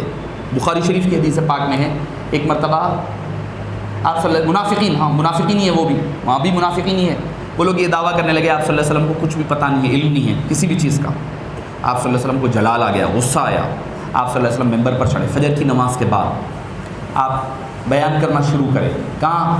قیامت، آپ صلی اللہ علیہ وسلم کے دور سے لے کے قیامت تک، قیامت چل رہا بیان خالی کیا ہونے والا ہے، آخر بعد میں آنے والے کل میں کیا ہونے والا ہے۔ ظہر کا وقت ہو گیا، ظہر کی نماز ہوئی، پھر بیان جاری، عصر ہو گئی، رات تک چلتے رہا، یہاں تک کہ رات ہو گئی۔ غصے میں ہیں آپ صلی اللہ علیہ وسلم، جلال میں آ کر پوچھیں سلونی عما شئتم، پوچھو مجھ سے کیا پوچھنا چاہتے ہو تم، جو پوچھنا چاہتے ہو پوچھو، آج میں جواب دے رہا ہوں۔ میں جلال میں ہیں، غصے کے عالم میں۔ ایک شخص اٹھے صحابہ میں سے، اٹھ کے پوچھے یا رسول اللہ صلی اللہ علیہ وسلم من ابی، میرے والد کون ہیں؟ بخاری کی حدیث ہے یہ بخاری شریف کی حدیث ہے پاک ہے۔ پوچھا من ابی یا رسول اللہ، میرے والد کون ہیں؟ کیونکہ ان کے والد کے بارے میں لوگوں میں اختلاف تھا، لوگ کہتے ہیں ان کے والد انو ہے، پریشانی تھی۔ حالانکہ یہ بات جو ہے خلوت کی، بند کمروں کی بات ہے۔ حبیب پاک صلی اللہ علیہ وسلم نے فرمایا ابو کا حذافہ، تمہارے والد حذافہ ہے، یعنی جس باپ کی طرف تم منسوب ہو وہی تمہارے باپ ہے، حذافہ ہے۔ بیٹھ گئے۔ ایک آدمی اٹھ کر طنزیہ انداز میں، اچھا ٹھیک ہے ان کا تو بتائیے میرے والد کون ہیں؟ من ابی، میرے والد، منافق تھا وہ، من ابی یا رسول اللہ۔ آپ نے فرمایا ابو کا مولا سالم، تمہارا باپ حقیقی باپ سے نہیں ہے تم، بلکہ تمہارے باپ کا جو غلام تھا، مولا سالم کا جو غلام تھا اس کی اولاد ہو تم۔ یعنی صحابی ادب کے ساتھ سوال کے طور پر پوچھے، ان کو جواب صحیح مل گیا۔ انہیں آپ صلی اللہ علیہ وسلم کو آزمانے کے لیے پوچھا، اللہ کے حبیب صلی اللہ علیہ وسلم نے اب تک پردہ تھا، جب وہ خود بے پردہ ہونے سامنے آیا تو اس کو بے پردہ کر دیا گیا۔ ایک شخص اٹھ کر پوچھنے لگا، اچھا ٹھیک ہے اینا مقعدی، میرا ٹھکانہ کیا ہے مرنے کے بعد؟ آپ نے فرمایا مقعدک فی النار، تیرا ٹھکانہ دوزخ میں ہے، تیرا ٹھکانہ دوزخ میں ہے۔ غصے کے عالم جلال میں آپ صلی اللہ علیہ وسلم جو پوچھو بولتے جا رہے ہیں۔ آخر میں حضرت عمر فاروق، صحابہ کا ایمان اور عقیدہ بتا رہا ہوں میں، حضرت عمر فاروق اٹھ کر فاخذ رکبتیہ، آپ صلی اللہ علیہ وسلم کے گھٹنوں کو پکڑ لیا، پیروں کو پکڑ لیا۔ اور علامہ ابن کثیر نے، کون، جن کو سعودی عرب وغیرہ کے دوسرے اہل حدیث حضرات بڑا مانتے ہیں علامہ ابن کثیر کو، وہ اپنی تفسیر میں لکھتے ہیں کیا، فقبل رجلیہ، آپ صلی اللہ علیہ وسلم کے پیروں کو بوسہ دیا۔ کون؟ عمر فاروق۔ فاخذ رکبتیہ، گھٹنوں کو پکڑا، فقبل رجلیہ، اور پیروں کو بوسہ دیا۔ اس کے بعد فرمایا، کیا فرمایا، رضینا باللہ ربا وبالاسلام دینا وبمحمد رسولا ونبیا وقرآنا اماما، یا رسول اللہ صلی اللہ علیہ وسلم ہم سے غلطی ہو گئی، ہمیں معاف فرما دیجیے، آپ غضب مت فرمائیے، غصہ مت ہوئیے۔ قدموں کے پاس بیٹھ کے بتا رہے ہیں ہمیں اللہ کے ایمان اور راضی ہونے کا جو ذریعہ مل رہا ہے حبیب پاک کے قدموں میں مل رہا ہے۔ فرمایا ہم اللہ کے رب ہونے پر راضی، آپ کے دین کے اسلام ہونے پر، آپ اپنا غصہ کم فرما دیجئے، ہم آپ کے ایمان غیب پر، آپ کے علم غیب کے ہم قائل ہیں، ہم نے نہیں سوال کیا، وہ تو منافقین تھے جنہوں نے سوال کیا، آپ کو غصے میں لانے کا سبب بنا۔ تو یہ صحابہ کرام کا ایمان تھا اور ان کا یہ عقیدہ تھا جو صحابہ کرام کا تھا۔ صحابہ کرام کا عقیدہ، وہ تو کل ایک بات آئی تھی درس فقہ میں، فقہ کے حوالے سے ہے کہ راوی کون ہوتا ہے، تو اس حوالے سے کہوں کہ چونکہ ایک تھوڑا مختلف بات ہے، نادر بات ہے اس وجہ سے کہ معراج کا واقعہ ہوا، صبح ابو جہل آپ صلی اللہ علیہ وسلم کے پاس آیا، آ کر پوچھا کیا ہوا؟ بولے معراج کا واقعہ ہوا۔ بولا موقع اچھا ہے، ابو بکر صدیق جا کر بھٹکائیں گے، آپ لوگ یہ واقعہ سنے ہوئے ہیں۔ ابو جہل نکل کر حضرت ابو بکر کے پاس آیا، ابو بکر صدیق کے پاس آ کر پوچھا کہ هل انتم تعلمون ماذا یقول صاحب، ماذا قال صاحب، تمہیں پتہ ہے کہ تمہارے صاحب نے کیا کہا ہے؟ بولے کیا کہے؟ ملے نہیں تھے ابو بکر صدیق ابھی تک آپ صلی اللہ علیہ وسلم سے. بولے وہ کہہ رہے ہیں کہ بھئی مسجد اقصیٰ گئے رات میں، اماموں کی انبیاء کی امامت ہوئی، فلاں فلاں فلاں ایسا. تو چونکہ ان کے عقل میں آنے والی بات نہیں تھی تو ابو بکر صدیق نے کہا کہ لم یقل ما قال النبی صلی اللہ لم یقل النبی صلی اللہ علیہ وسلم، آپ صلی اللہ علیہ وسلم نے یہ نہیں فرمایا ہے، نہیں کہا سرکار نے. ابو جہل نے کہا کہ الان سمجھ گیا، ارے ابو بکر بھی اب یہ بات کو یقین نہیں کر رہی، دماغ میں آنے والی بات نہیں ہے، یقین نہیں کر رہی. اس نے کہا الان ویجلس فی الحرم ویقول کذا وکذا وکذا، اب فی الوقت وہ مسجد حرام میں بیٹھے ہوئے ہیں اور یہ کہہ رہے ہیں. ابو بکر صدیق نے کیا کہا، اگر سرکار